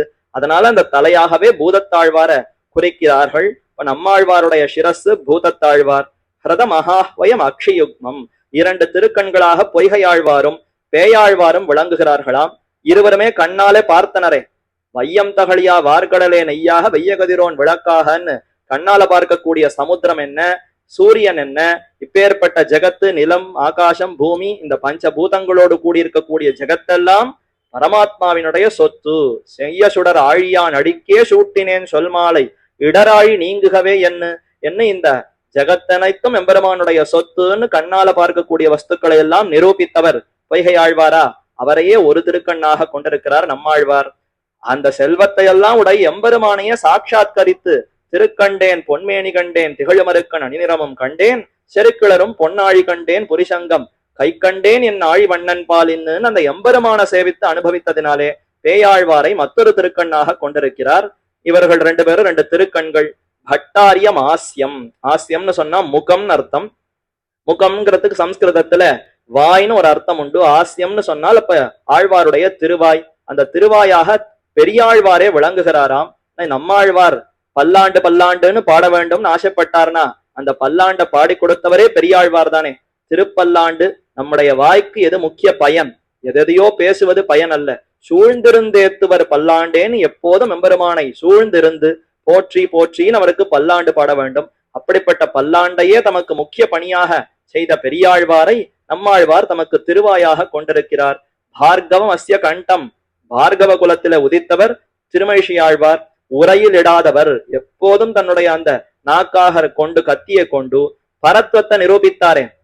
எம்பெருமான் தான் பரபரன். நான்முகனை நாராயணன் படைத்தான், நான்முகனும் தான்முகமாய் சங்கரனை தான் படைத்தான், யான்முகமாய் அந்தாதி மேலிட்டு அறிவித்தேன் ஆழ்பொருளை சிந்தாமல் கொன்மினீர் தேர்ந்து என்னும் மற்ற தேவதைகள் எல்லாம் காணிலும் உருப்போலார், செவிக்கினாத கீர்த்தியார். அவர்களெல்லாம் அடைந்தால் ஒன்னும் பிரயோஜனம் இல்லை. எம்பெருமான் இவர்தான் திருவை உடையவன், இவனிடத்துலதான் சரணாகதி பண்ணணும், இவர்தான் ஜகத்திலிருந்து நம்மை விடுவிக்க முடியும் என்று அந்த எம்பெருமானுடைய பரத்வத்தை சற்றும் பயம் இல்லாமல் உரத்த குரலிலே அப்படி ஸ்தாபித்தாரா. அந்த குரல் வருவது தொண்டையிலிருந்து தானே. அப்படிப்பட்ட தொண்டையாகவே நம்மாழ்வாருடைய திருக்கண்டமாகவே திருமழிசையாழ்வார் விளங்குகிறார். பாகூவதந்தி குலசேகர யோகி வாகவ், இரண்டு திருத்தோள்களாக குலசேகர ஆழ்வாரும் யோகி வாகவ் முனிவாகனர்னு பெயர் கொண்டிருக்கக்கூடிய திருப்பானாழ்வார் விளங்குகிறார். க்ஷத்ரியர் குலத்துல பிறந்தவர் குலசேகர ஆழ்வாரா. பலம் என்ன, தோல் மிடுக்கு இருக்கணும். அந்த தோல் பலம் எதற்கு? தன் ராஜ்யத்தை காப்பாத்திக்கணும், தனக்கு காப்பாத்திக்கணும்னு வைத்துக் கொண்டிருந்தாரான்னா ராமனுக்கு ஆபத்தாம். ஒரு பக்கம் ராமன், ஒரு பக்கம் 14,000 அரக்கர்களோடு சண்டையா. கேள்விப்பட்ட அடுத்த உடனே தன் சேனையை புறப்பட்டு கொண்டு வாங்கோ எல்லாரும் போய் ராமனை ரட்சிக்க வேண்டும்னு புறப்பட்டார்னா தனக்கு இருக்கக்கூடிய தோல் மிடுக்கு பலம்ங்கிறது பெருமானுடைய கைங்கரியத்துக்கு இருக்க வேண்டும்னு அப்படி முயற்சித்தாரா. அப்ப அந்த தோளாகவே நம்மாழ்வார் தம்முடைய திருத்தோளாக குலசேகர ஆழ்வாரை கொண்டார். மற்றொரு திருத்தோள், அந்த தோளுக்கு மேல ஏறி அமர்ந்த திருப்பான் ஆழ்வார் முனிவாகனர் என்ன அவருக்கு பெயரா. லோகசாரங்க முனி தோள் பேர்ல ஏறி அமர்ந்தவர். கர்வமே கொள்ளலையே. அமலநாதிபிரான் அடியார்க்கென்னை ஆட்படுத்த விமலன், எப்படி என்ன எம்பெருமான் கைங்கரியம் கொண்டிருக்கிறான். தனக்கு அடிமைன்னு நான் இசைந்தேன், என்னை அப்படியே அடியவனுக்கு அடியவனாக ஆக்கி விட்டானே என்று இப்படி அவர் தன்னுடைய பாகவத சேஷத்துவத்தை வெளிப்படுத்தினார். ஆனா தோளுக்கு மேலதான் அமர்ந்திருந்து பாகவத சேஷத்தை வெளிப்படுத்தினாரேனா அப்படித்தான் அவர்கள் நியமித்தார்கள். பெருமானோ அவர் அப்படித்தான் வரணும்னு கட்டளையிட்டார். லோகசாரங்க முனிவரும் நீர் என் தோல்ல அமர்ந்து வரணும், அப்படிதான் நீ வந்தாதான் உள்ள உண்மை அழைத்து கொண்டு போக வேண்டும், எம்பெருமான் அப்படித்தான் கட்டளையிட்டு இருக்கிறார் என்று சொல்லவே சரின்னு இசைந்து அவர் அவருடைய தோல் பேர்ல ஏறி அமர்ந்தார். இப்ப பாகவத சேஷத்துவம் பாரதந்திரியம் இத்த வெளிப்படுத்தின ஆச்சரியமான திருப்பானாழ்வாரை மற்றொரு திருத்தோளாக கொண்டிருக்கிறார். தோர் மத்திய நாபி சரணான், தோர் மத்தியம்ங்கிறது திருமார்பு, தொண்டரடிப்படி ஆழ்வாரையே திருமார்பாக கொண்டிருக்கிறாராம். நந்தவன கைங்கரியம் செய்து எம்பெருமானுக்கு எப்போதும் புஷ்பமாலைகளை சமர்ப்பித்தார் தொண்டரடிப்படி ஆழ்வார். செய்யும் பசும் துளவத் தொழில் மாலையும் செந்தமிழில் பெய்யும் மறைத்தமிழ் மாலையும் திருமாலைங்கிற ஆச்சரியமான திவ்ய பிரபந்தத்தையும் சமர்ப்பித்தார். இந்த இரண்டையும் செய்திருக்கக்கூடிய தொண்டரடி பொடிகள் திருவரங்கத்தை தவிர வேறு எதையும் அறியாதவரா. இவருடைய 1000 மறைகளும் வான் திகழும் சோலை மதிலரங்கர் வன்புகழ் மேல் ஆன்ன தமிழ் மறைகள் 1000ம் இன்ன முதல் தாய் ஷடகோபன். நம்மாழ்வார் அருளி செய்த அத்தனை திவ்ய பிரபந்தங்களும் யாருக்குன்னா அது திருவரங்கநாதனுக்குத்தான் சமர்ப்பித்தாராம். பின்னர் திருமோகூருக்கு ஈத்த 10, திருமாலுரஞ்சோலைக்கு இந்த 10, திருவேங்கடத்துக்கு இந்த 10ன்னு அப்புறம் தான் பிரித்து கொடுக்கப்பட்டதாம். அப்படித்தான் பராசர பட்டர் சாதிக்கிறார். அப்ப மொத்தத்தையும் திருவரங்கநாதனையே திருவுள்ளத்திலே கொண்டு நம்மாழ்வார் சாதித்தார். அவருடைய திரு உள்ளமாகவே திருமார்பாகவே தொண்டரடிப்படி ஆழ்வார் திகழ்கிறார். அடுத்து நாபி பிரதேசம், இடைக்கு நடுவே இருக்கக்கூடிய திருக்கொப்பூழ், அதாகவே திருமங்கையாழ்வார் விளங்குகிறார். ஆழ்வார்களுக்குள்ளே அத்தியாச்சரியமான அழகு, அந்த சௌந்தரியம் அது கரை புரண்டு யாரிடத்துல நமக்கு சேவிக்கலாம்னா இன்னைக்கும் ஆச்சரியமான திருமங்கையாழ்வார் திருமேனியை போய் சேவித்தால் அதுல மயங்காதவர்னு யாருமே இருக்க முடியாது. அது ஆணாகட்டும் பெண்ணாகட்டும் குழந்தையா இருக்கட்டும் பெரியவனாக இருக்கட்டும் யாரா இருந்தாலும் திருமங்கையாழ்வாரை சேவித்தால் அந்த பக்தி அந்த அன்புங்கிறது நமக்கு ஏற்படுகிறதா இல்லையா. அத்தனை அழகு அந்த அழகான திருமங்கையாழ்வாரே அழகான திருக்கொப்பூழாக விளங்குகிறார். மேலும் இடைங்கிறது ரொம்ப சிறுத்து இருக்கணுமா, வைராகியத்தினுடைய வெளிப்பாடு. அதே போல நடுவாக இருக்கிறது, நடுன்னு சொன்னாலே உயர்ந்ததாச்சே. திருமந்திரத்துக்குள்ளே நடுவான நமப்பதத்திலே பாகவத சேஷத்துவம் பாகவத பாரதந்திரியம் தானே வெளிப்படுகிறது. அதத்தான் திருமங்கையாழ்வார் நின் திருவெட்டெழுத்தும் கத்து நான் உற்றது உன் அடியார் கடிமை. பெருமானே, உன்னுடைய திருவஷ்டாட்சரத்தை நன்னா கத்துன்ட்டேன், இதனால என்ன புரிந்து கொண்டேன், உனக்கு அடிமை அன்று உன் அடியார் கடிமை என்ன பாகவதனுக்கு நான் அடிமைன்னு வெளிப்படுத்தினாரா? அப்ப நடுவான அந்த பாகவத சேஷத்துவத்தை வெளிப்படுத்தினவர். அதனாலேயே நம்மாழ்வாருடைய நடுப்பகுதியாக திருமங்கையாழ்வார் விளங்குகிறார். சரணான் 2 தாமரை போன்ற திருவடிகள், ஒன்று மதுரகவியாழ்வார், மத்தொன்னு எதிராஜரான ராமானுஜர். இப்படி மத்த அத்தனை பேரையும் தனக்கு அவயவங்களாக கொண்டிருக்கக்கூடிய அவயவபூதராக உடைய நம்மாழ்வார் திரு அவதார கிரமம் இருக்கும்படி எங்கனே எண்ணில் அஸ்தி பாண்டியேஷு தேசேஷு காச்சித் ஸ்ரீநகரி திஹி தாமிரபர்ணி நதி தீரே சாட்சாத் திருஷ்டோ ததோக்ஷஜஹா என்று அந்த தாமிரபரணி நதிக்கு சமீபமாக இருக்கக்கூடிய திருக்குருகூர்ங்கிற க்ஷேத்திரம், பாண்டியேஷு தேசேஷு பாண்டிய தேசங்களுக்குள்ளே ஸ்ரீநகரின்னு அதற்கு திருநகரி இதுதான பெயர், அதத்தான் ஸ்ரீநகரி இது பெயர். தாமிரபரணி நதி தீரே, தாமிரபரணி நதிக்கரையில இருக்கிறது. சாட்சாத் திருஷ்டோ அதோக்ஷஜஹா, அதோக்ஷஜனான எம்பெருமான், அந்த எம்பெருமான் ஒரு பிறப்பே இல்லாதவன், அப்படி எம்பெருமான் இருக்கக்கூடியவன் இங்கே சேவை சாதிக்கிறான். சாட்சாத் திருஷ்டா, கண்ணாலே சேவித்து அனுபவிக்கலாம்படி அர்ச்சாரூபமாக நின்ன ஆதிப்பிரான் ஆழ்வாருடைய மங்களாசாசனமா. ஒன்னும் தேவும் உலகம் உயிரும் மத்தும் யாதும் இல்லாவன்னு நான்முகன் தன்னோடு தேவருலகோடு உயிர் படைத்தான் குன்னம் போல் மணிமாடனீடு திருக்குருகூர் அதனுள் நின்ன ஆதிப்பிரான் என்று எத்தனையோ யுகம் யுகமாக அங்கே நின்று கொண்டு சேவை சாதிக்கிறான். எதற்குன்னா 4 அடியார்கள் வரமாட்டார்களான்னு எதிர்பார்த்து கொண்டிருக்கிறான். அப்ப ஆழ்வாருக்கு பல காலத்துக்கு முன்பே யுக கணக்குல பெருமான் அங்கே சேவை சாதிக்கிறான் என்கிறபடியே வண்டளம்பும் சோலை வழுதி வளநாட்டிலே, வண்டுகள்லாம் ரீங்கரித்து கொண்டு தேன் பெருகி கொண்டே இருக்கும், புஷ்பங்கள் மாறாது பூத்து கொண்டே இருக்கக்கூடிய அந்த சோலையிலே வழுதி வளநாடு, இப்படிப்பட்ட வளம் கூடியிருக்கக்கூடிய திருக்குருகூர் கஷேத்திரத்திலே கங்காச்ச யமுனா சைவ ததா கோதா சரஸ்வதி நர்மதா சிந்து காவேரி தாமிரபரணி சரித்வரா என்று சொல்லுகிறபடியே கங்காதி சகல நதிகளிலும் உத்கிருஷ்டதமாக சொல்லப்பட்டிருப்பதான தாமிரபரணி என்கிற பொருணையாற்றின் கரையிலே கங்கை யமுனை ததா கோதா சரஸ்வதி நர்மதா சிந்து காவேரி தாமிரபரணி சரித்வரா, இதற்குள்ளே இந்த தாமிரபரணிங்கிறது தான் ரொம்ப உயர்ந்ததாம். ஆக தாமிரபரணி, தாமிரம்ங்கிறது அந்த செப்பு நிறமா, அதை போலே இதனுடைய அழகு, அந்த ஜலத்தினுடைய அந்த அழகு அப்படியே அந்த செக்கச்செவேல் அது ஓடுமா, அதனால தாமிரபரணின்னு அதற்கு பெயர்.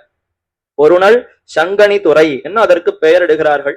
சங்குகள் நிறைய வந்து குவியுமா, அந்த ஆற்றிலே எக்கச்சக்கமா பல சங்குகள் வந்து சேர்ந்து துறையெல்லாம் ஒரே சங்கு சங்காக அப்படி நிறைய வரிசை வரிசையாக இருக்கும். அதனாலே சங்கு அணி துறை, சங்குகள் அணியாக வகுத்து அலங்காரமாக இருக்கக்கூடிய துறைங்கிறதுனால பொருணல் சங்கனி துறை. பொருணையாற்றின் கரையிலே ஸ்ரீநகரி என்று பிரக்யாத்தமான நல்லார் நவில் குருகூர் நகருக்கு திருவாககரான இவ்வாழ்வார். நல்லார் நவில் குருகூர் நகரான் திருமால் திருப்பேர்வல்லார் அடிக்கண்ணி சூடியன்னு திருவிருத்தத்தினுடைய பாசுரம். கடைசி பாசுரத்துல நல்லார் நவில் குருகூர் நகரான், நல்லோர்கள் அத்தனை பேரும் நவிலக்கூடிய குருகூர், அந்த ஊருக்கு என்ன பெருமை, எல்லா நல்லார்களும் நல்லவர்கள், சாத்திகமான குணம் கொண்டிருப்பவர்கள், சத்வகுணம் மேலிருப்பவர்கள் எல்லோரும் நவிலுகிறார்கள். வார்த்தையால திருக்குருகூர் திருக்குருகூர்னு அடிக்கடி சொல்லுகிறார்களாம். அப்பேற்பட்ட பெருமை கொண்டிருக்கக்கூடிய நகருக்கு நிர்வாககரான இவ்வாழ்வார் தாமே எந்தை தந்தை தந்தை தந்தை தந்தைக்கும் முந்தை என்று அருளி செய்தபடியே ஏழாட்காலும் எந்த தந்தை தந்த தந்தை தந்த தந்தைக்கும் முந்தை வானவர் வானவர் கோனுடும் சிந்துபூ மகிழும் திருவேங்கடத்து அந்தமில் புகழ் காரையில் அண்ணலேன்னு திருவேங்கடமுடையான பத்தின பாசுரம் நம்மாழ்வார் திருவாய்மொழியில சாதிக்கிறார். அப்படி 7 தலைமுறையா எந்தை, அவருடைய தந்தை, எனக்கு தந்தைங்கிறது எந்தை, அவருடைய தந்தை, அவருடைய தந்தை, அவருடைய தந்தை, அவருடைய தந்தை, தந்தைக்கும் முந்தை என்று 7 தலைமுறையாக இவருக்கு அத்தனை பெருமை. அனைவரும் ஸ்ரீ வைஷ்ணவ சந்தானத்திலேயே எம்பெருமானையே பற்றி நிற்கிறார்களாம். 7 ஆட்காலும் புறந்தொழாமே, வேறு தேவதைகளை நாடி செல்லாமல் குடிகுடி வழி வந்த ஆட்சியும் தொண்ட குலத்திலே பிறந்து. இப்ப நம்மாழ்வார் எந்த குலத்துல அவதரித்தார்னா மறந்தும் புறந்தொழா மாந்தர்னு சொல்லப்படக்கூடிய உயர்ந்த ஸ்ரீ வைஷ்ணவ குலத்திலே அவதரித்திருக்கிறார். குடிகுடியாக ஒவ்வொரு தலைமுறையாக அவர்கள் வந்து கைங்கரியம் செய்யக்கூடிய அப்பேற்பட்ட சிறந்த ஒரு குலம்.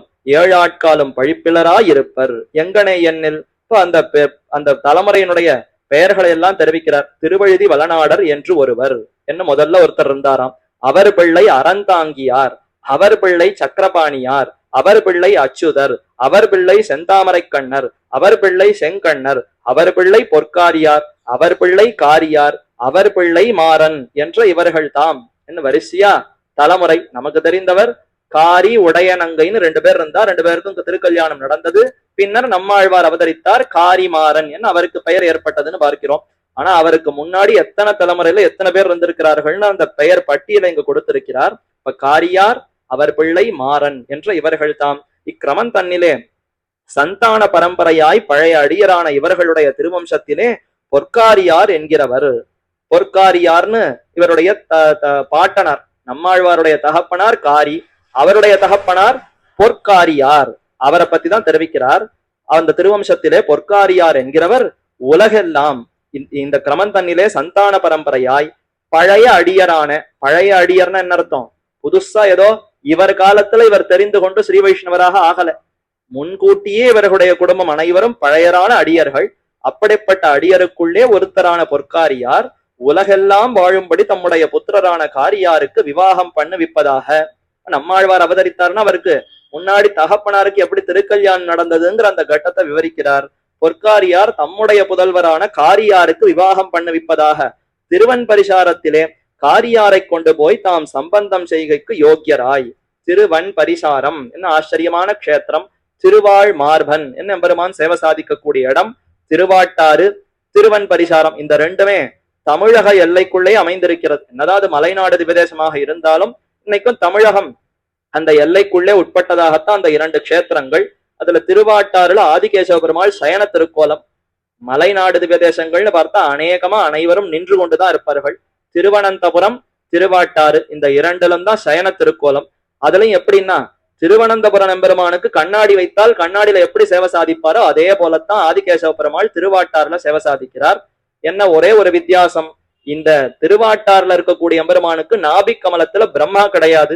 ஆனால் திருவனந்தபுரத்திலே பிரம்மா உண்டு. ஏன்னா பிரம்மாவை படைப்பதற்கும் முன்னாக இருக்கக்கூடிய எம்பெருமான் ஆதிகேசவ பெருமான். அங்க ஸ்தல மாகாத்தியம் புராணம் அந்த 2த்துல சயன திருக்கோலம். அடுத்து இருந்தது வீற்றிருக்கக்கூடிய திருக்கோலம் உண்டானா திருவன் பரிசாரம் என்கிற அந்த க்ஷேத்திரத்துலதான் திருவாழ் மார்பன் எம்பெருமான் சேவை சாதிக்கிறான் வீற்றிருக்கிற கோலத்திலே.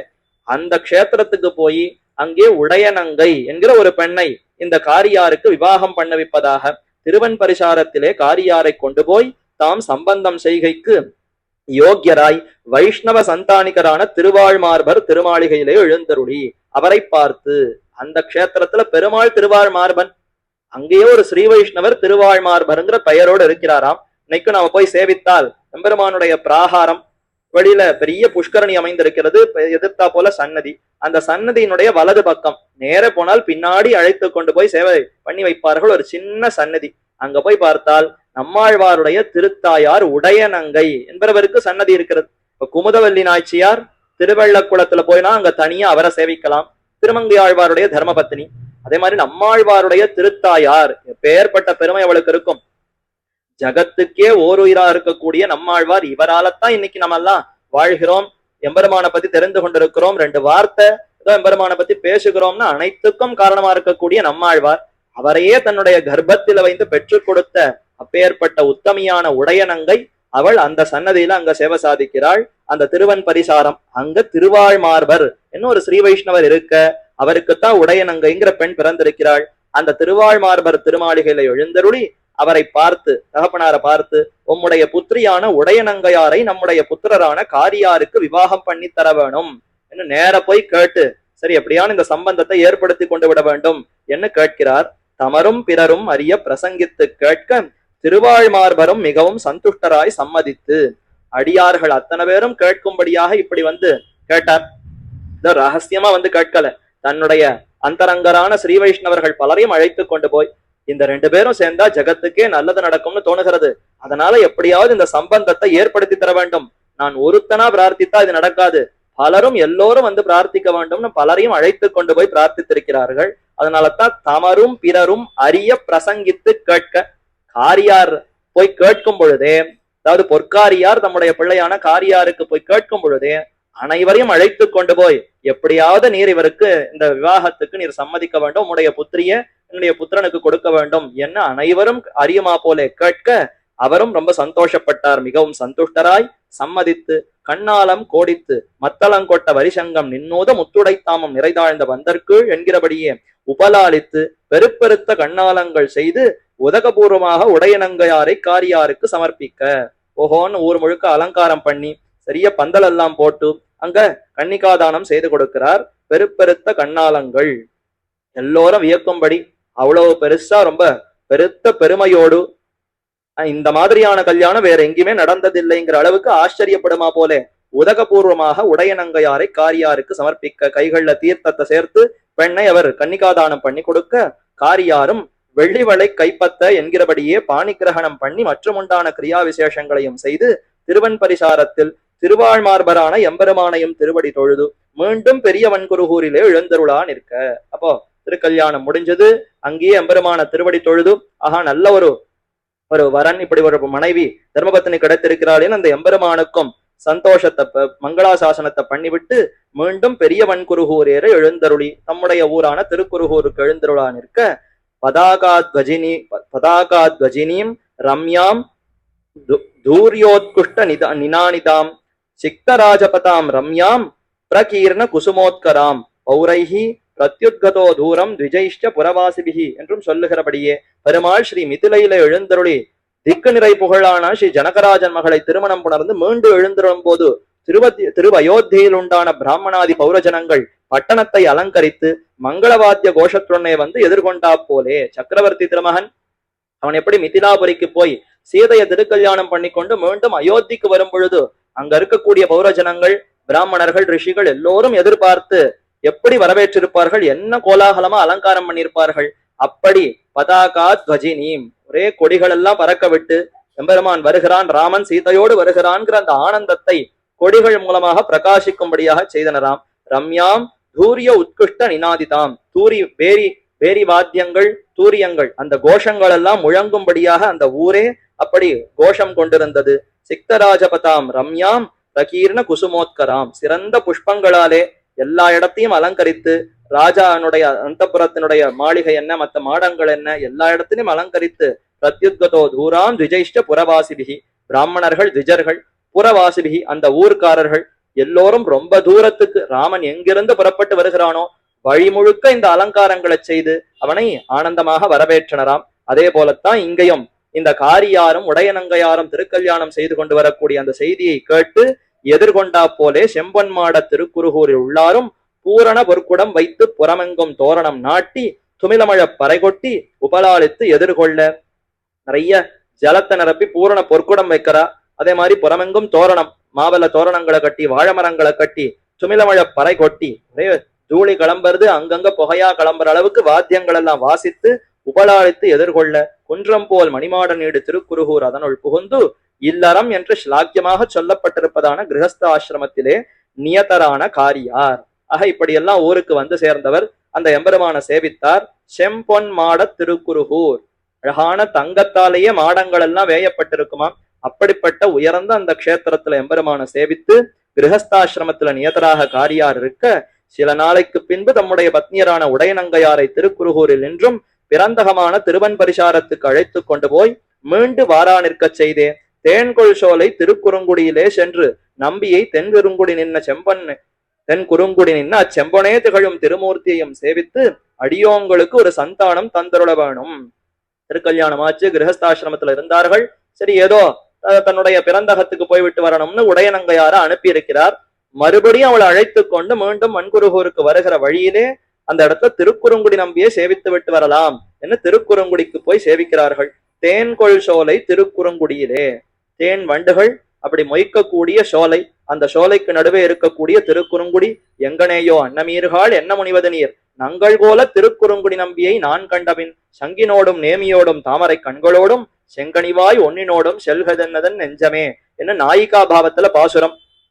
தாயார்லாம் வந்து நீ இந்த மாதிரி பண்ணுவது தப்பு, எம்பெருமான இடத்துல ஆசைப்பட்டு இப்படி எல்லாம் துடிக்க கூடாது, அவனா வந்து ரட்சிக்கிற வரைக்கும் காத்துட்டு இருக்கணும் என்னெல்லாம் சொல்ல, எதற்கு இதெல்லாம் சொல்லுகிறேன், என் காதல் அதெல்லாம் விழவே இல்லையே, என் நெஞ்சு என்னுடைய இந்திரியங்கள் எல்லாம் அவனிடத்துல ஈடுபட்டது.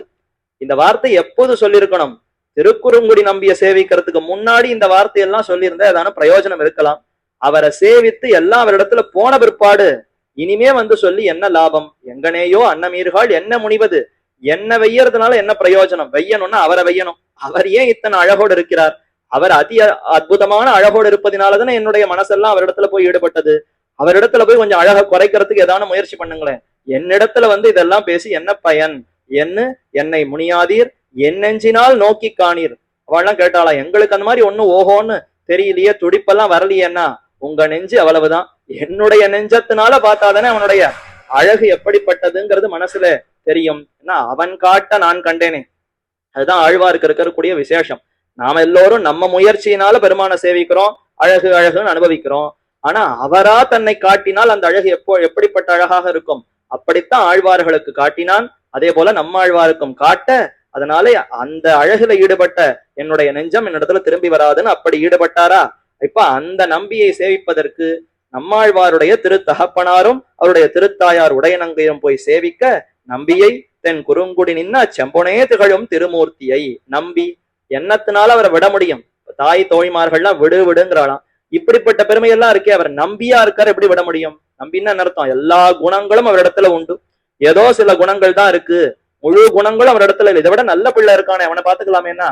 இவன் தான் உலகத்துல இருக்கக்கூடிய எல்லா நல்ல குணங்களுக்கும் ஒரே இருப்பிடம். அப்ப நம்பியை அதனால விட முடியாது. நம்பியா இருக்கட்டும், இங்க வைகுந்தத்துல இருக்கிறவனை போய் நீ காதலிச்சா எப்படி அடைய முடியும்? தென் குறுங்குடி நின்னா செம்போனே திகழும். என் ஊருக்கு பக்கத்து ஊர் ஆழ்வார் திருநகர்ல இருந்து கூப்பிடு தூரமா, அவ்வளவு பக்கத்துல தானே திருக்குறுங்குடி நம்பி இருக்கு. அதனால திருக்குறுங்குடி தென் குறுங்குடி நின்ன அச்செம்போனே திகழும் திருமூர்த்தியை. குணங்கள்லாம் இருக்கு, ரொம்ப சமீபத்துலயும் இருக்கட்டும், அழகு இல்லைன்னா செம்போனையே திகழும் திருமூர்த்தியை. இப்பா சொக்க தங்கமா அந்த தங்கத்தை பார்க்கறச்ச எவ்வளவு மனசு ஈடுபடுகிறது, எவ்வளவு விருப்பம். தங்கம்னு சொன்னா ஒரு பக்கம் அழகு, ஒரு பக்கம் மனசு அப்படியே பரபரத்து விருப்பமா இருக்கேன். ஏதோ ஒரு வஸ்து தங்கத்துல இருக்குன்னா உடனே ஆர்வமா என்னன்னு பாக்குறோம்னு தோன்றது இல்லையா? அதைத்தான் ஸ்பிருகணீயத்தைன்னு தெரிவிப்பார்கள். அப்படி செம்போனைய திகழும் திருமூர்த்தியை சேவித்து, இன்னும் பிராட்டியோட வேற இருக்கிறான். தனித்து இருந்தால் கூட அவனுடைய அழகு ஒரு பக்கம், பிராட்டியோடு சேர்ந்து விட்டான்னா அந்த அழகுக்கு ஒப்பே சொல்ல முடியாத திருமூர்த்தியையும் சேவித்து என்ன ஆழ்வாருடைய பாசுரம். அப்படிப்பட்ட எம்பெருமானை சேவித்து அடியோங்களுக்கு ஒரு சந்தானம் தந்தருள வேணும். இது வரைக்கும் அவர்களுக்கு குழந்தையே பிறக்கலையாம். அதனால போய் அந்த எம்பெருமான இடத்துல பிரார்த்தித்து எப்படியாவது ஒரு குழந்தை, ஒரு சந்தானம் நமக்கு ஏற்பட வேண்டும் என்று பிரார்த்திக்க, சந்தானம் என்று பிரார்த்திக்க நம்பியும் நாமே வந்து பிறக்கிறோம் என்று அர்ச்சகமுகேன வரப்பிரதானம் பண்ணியருள பிரார்த்தித்த உடனே அதற்கு என்ன நானே வந்து பிறக்கிறேன் எம்பெருமான் திருவாக்கு கொடுத்தாராம். அதே போலத்தான் நம்ம ஊருக்கும் சரித்திரம் சொல்லுகிறோம்.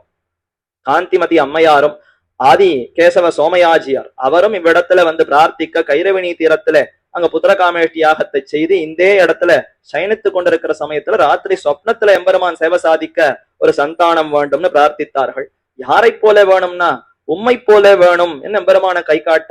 நமக்கு சதுரசமா இன்னொருத்தர் இருந்தான்னா அவரை பிறக்க சொல்றது, நமக்கு சமமா இன்னொருத்தர் இல்லைன்னா நாமே வந்து பிறக்கிறோம்னு பார்த்தசாரதி எம்பெருமான் திருவாக்கு கொடுக்க, அதன் அடிப்படையில தான் எம்பெருமானார் ஸ்ரீபாஷ்யக்காரர் அவதரித்தார் ராமானுஜர் என்ன பார்க்கிறோமா. அதே போலத்தான் திருக்குறுங்குடி நம்பி நாமே வந்து பிறக்கிறோம் என்று அர்ச்சக முகேன வரப்பிரதானம் பண்ணியருள, அவ்வச்சனம் கேட்டு பிரீதராய் நிற்கச் செய்தே நம்பியும் பூந்தன்மாலை தந்துழாயம் கிருபையுடனே பிரசாதித்தருள, தன் மண்ணு நீழ்கழல் மேல் தந்துழாய் நமக்கண்ணி நல்கான் என்று கொண்டு துணையோடும் பெரியாதே ஸ்வீகரித்து மிகவும் முகப்போடே தங்களுக்கு ஆபாசஸ்தானமான நல்லார் பலர்வாழ் குருகூரிலே வந்து புகுந்து நித்தியவாசம் பண்ணி கொண்டு போருகிற வளவிலே தன்னுடைய வாக்கையும் கொடுத்தார்.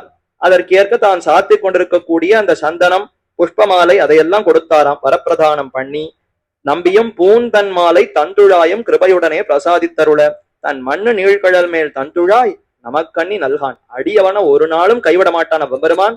அவன் திருவடியில் சாத்தி கொண்டிருக்கக்கூடிய திருத்தொழ நமக்குத்தானே கொடுப்பான் என்று அதை ஆழ்வார் அருளின பாசுரம். கழல் மேல சாத்தி கொண்டிருக்கக்கூடிய குளிர்ந்த தந்துழாயை நமக்கன்றி நல்கான் என்று கொடுத்தா போலே இவர்களுக்கும் கொடுக்க, அதை வாங்கி கொண்டு துணையோடும் பிரியாதே ஸ்வீகரித்து தன்னுடைய தர்மபத்னியோடு சேர்ந்து அத்தை ஸ்வீகரித்து கொண்டார். மிகவும் உகப்போடே தங்களுக்கு ஆவாசஸ்தானம் தங்களுடைய இருப்பிடமான நல்லார் பலர் வாழ் குருகூரிலே வந்து புகுந்து நித்தியவாசம் பண்ணி கொண்டு போருகிற வளவிலே உடையநங்கையார் கர்ப்பவதியாக. எம்பெருமானுடைய வரப்பிரதானம் பொய்யாகுமோ? உடையநங்கையார் கர்ப்பவதியாக ஆனாள், கர்ப்பத்தை சுமந்தாள். திருமாலால் அருளப்பட்ட ஷடகோபன் என்னலாம்படி எம்பெருமான் பாரெல்லாம் ஒய்யும்படி சேன முதலியாரை நம்மாழ்வாராக அவதரிக்கும்படி நியோகிக்க. இப்ப இதுலத்தான் 3 விஷயங்கள். ஒண்ணு, எம்பெருமானே வரம் தந்து நாமே பிறக்கிறோம்னு சொல்லியிருக்கிறார். அடுத்து இப்ப சேன முதலியாரை நியமித்து நீர் போய் பிறக்கணும்னு சொல்லுகிறார். அடுத்து நம்மாழ்வார் தம்முடைய வார்த்தையாக நாமே பல பிறக்கும் பிறந்தோம், மாறி மாறி பல பிறப்பும் பிறந்தோம்னு சொல்லியிருக்கிறார். இந்த மூணுத்தையும் எப்படி சமன்வயப்படுத்துறது? ஒண்ணுக்கு ஒண்ணு விருத்தமா இருக்கே. எம்பெருமான் அவதரித்தாரா, இல்ல சேன முதலியார் அவதரித்தாரா, இல்ல இந்த உலகத்துல ஏதேனும் ஒரு ஜீவாத்மாவுக்கு பெருமான் கட்டாட்சித்தாரான்னா இந்த மூணுத்துக்குள்ளே ஆழ்வார் வச்சனம் தான் பலம். அதுதான் இன்னும் பிரமாணத்துல உயர்ந்ததாக எடுக்கணும். ஏன்னா எந்த விஷயமா இருந்தாலும் ஆழ்வாருடைய வச்சனங்களை கொண்டுதான் நிர்ணயிக்கிறோம். எம்பெருமானே எத்தனையோ புராணங்கள் எவ்வளவோ வச்சனங்கள் சொல்லி இருக்கார், அத்தனையும் நம்ம எடுத்துக்கிறது இல்லையே. ஆழ்வார் பாசுரம்னு சொன்னா அதைத்தானே ரொம்ப உயர்ந்த பிரமாணமாக கருதுகிறோம். அப்ப அந்த பிரமாணத்தின் அடிப்படையில பார்த்தால் எம்பெருமானுடைய அனுகிரகம் இவரிடத்துல சேர்ந்தது, சேன முதலியாருடைய அனுகிரகம் இவரிடத்துல சேர்ந்தது என்றுதான் கொள்ள வேண்டும். அது நிறைய இருக்கு. ஜீவாத்மாவுக்கு அதாவது நம்மாழ்வாகிற அந்த ஆத்மாவின் இடத்திலே பெருமானுடைய அருள், சேன முதலியாருடைய அருள்ங்கிறது 99% இவரிடத்துல அமைந்திருக்கிறதுன்னு கொள்ளலாம். அப்படி பார்த்தால் இப்ப இவர் தனி ஆத்மாவே இல்லைன்னா இவர்தான் அவர்னு கொண்டாடும்படியாக அவருடைய தேஜஸ் பெருமை அமைந்திருக்கிறது. ஆக சேன முதலியாரை நம்மாழ்வாராக அவதரிக்கும்படி நியோகிக்க கலியுகம் பிறந்த 43ஆம் நாளான வர்த்தமான பகுதான்ய வருஷத்தில் வசந்த ருத்துவில் வைகாசி மாசம் சுக்லபக்ஷம் பௌர்ணமி கூடின திருவைசாக நட்சத்திரத்திலே காவிய வாசர கர்க்கடக லக்னத்திலே திவ்ய யோக திவ்ய கரணங்களிலே ஆதித்ய ராமதிவாகர அச்சுதபானுக்குள் உதயத்திலே நீங்காத உள்ளிருள் நீங்கி சோஷியாத பிறவிக்கடல் சோஷித்து விகசியாத போதிர்கமலம் மலரும்படி வகுலபூஷண பாஸ்கரோதயம் உண்டாய்த்து உடையநங்கையாகிற பூர்வ சந்தையிலே ராதே கழிதினே லாபே வைசாக்கே காவியவாசரே லக்னே கர்க்கடகே சுதே தனயம் நாதநாயிகா என்று திவ்யசூரி சரிதத்திலே சொல்லித்திரே ஆச்சரியமா தெரிவிக்கிறார். எம்பெருமானுடைய அனுகிரகத்தினாலே கலியுகம் பிறந்து 43ஆவது நாளிலே பகுதான்ய வருஷம். இதைத்தான் கீழே தெரிவிக்கும் பொழுது ரெண்டு சுவாமிகள் ரெண்டு விதமா இதை அர்த்தம் பண்ணியிருக்கிறார்கள். 4302 நாள் சென்ற என்று சில பிரதிகள்ல பாடம் இருக்கிறதாம். 43ஆவது நாள்னு பார்த்திருக்கிறோம் கலியுகத்தில. ஆனா அதே வரி சில ஓலைச்சுவடிகள்ல பார்த்தால் 4302 நாள் சென்றன்னு இருக்கே. அப்ப கலியுகம் பிறந்து 4302 நாள் கழிந்த பிற்பாடு அவதரித்தாரானா அதற்கு கீழே அர்த்தம் தெரிவிக்கிறார்கள். இப்பாடத்திற்கு உபபத்தி நம்மாழ்வாரது திருவவதாரம் கலியுகம் பிறந்த 43ஆம் நாள் ஆனாலும் துவாபர யுக அந்தத்தில் யுகசந்தியாக புராணங்களில் ஏற்பட்டுள்ள 100 வருஷத்திற்குள்ளாகவே கலி பிரவேசித்து விடுகிறபடியால் அங்கனம் பிரவேசித்த நாளை கண்டறிந்து இங்கனம் சொல்லப்பட்டுள்ளது என்று ஆன்றோர் கூறுவர். சந்தி காலம்னு ஒண்ணு இருக்கா. கலியுகத்துக்கு முன்னாடி துவாபர யுகம், துவாபர யுகத்துக்கும் கலியுகத்துக்கும் நடுவுல எவ்வளவு சந்தி காலம்னா 300 வருஷம். 300 வருஷம்ங்கிறது நம்ம ஆண்டு கணக்கு இல்ல, தேவர்களுடைய வருஷத்தின்படி பார்த்தா 300 வருஷங்கள் சந்தி காலம்னு தெரிவிப்பார்கள். அதாவது முதல்ல கிருத்தயுகம், இந்த கிருத்தங்கிறது 4ங்கிற எண்ணிக்கை குறிப்பிடுகிறது. அடுத்து திரேதாயுகம் 3ங்கிற எண்ணிக்கை குறிப்பிடுகிறது.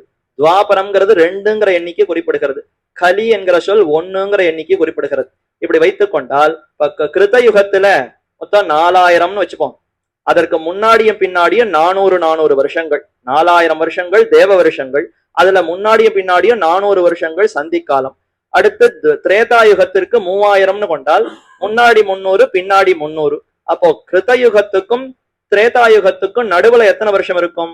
கிருத்தயுகத்தினுடைய 400, திரேதாயுகத்தினுடைய 300, 700 வருஷங்கள் நடுவுல இருக்குமா? இதே மாதிரி தொடர்ந்து பார்த்தால் துவாபர யுகத்துக்கும் கலியுகத்துக்கும் நடுவுல என்ன சந்தி காலம் வரும்? துவாபர யுகத்தினுடைய 200, கலியுகத்தினுடைய 100, அப்ப 300 ஆண்டுகள்.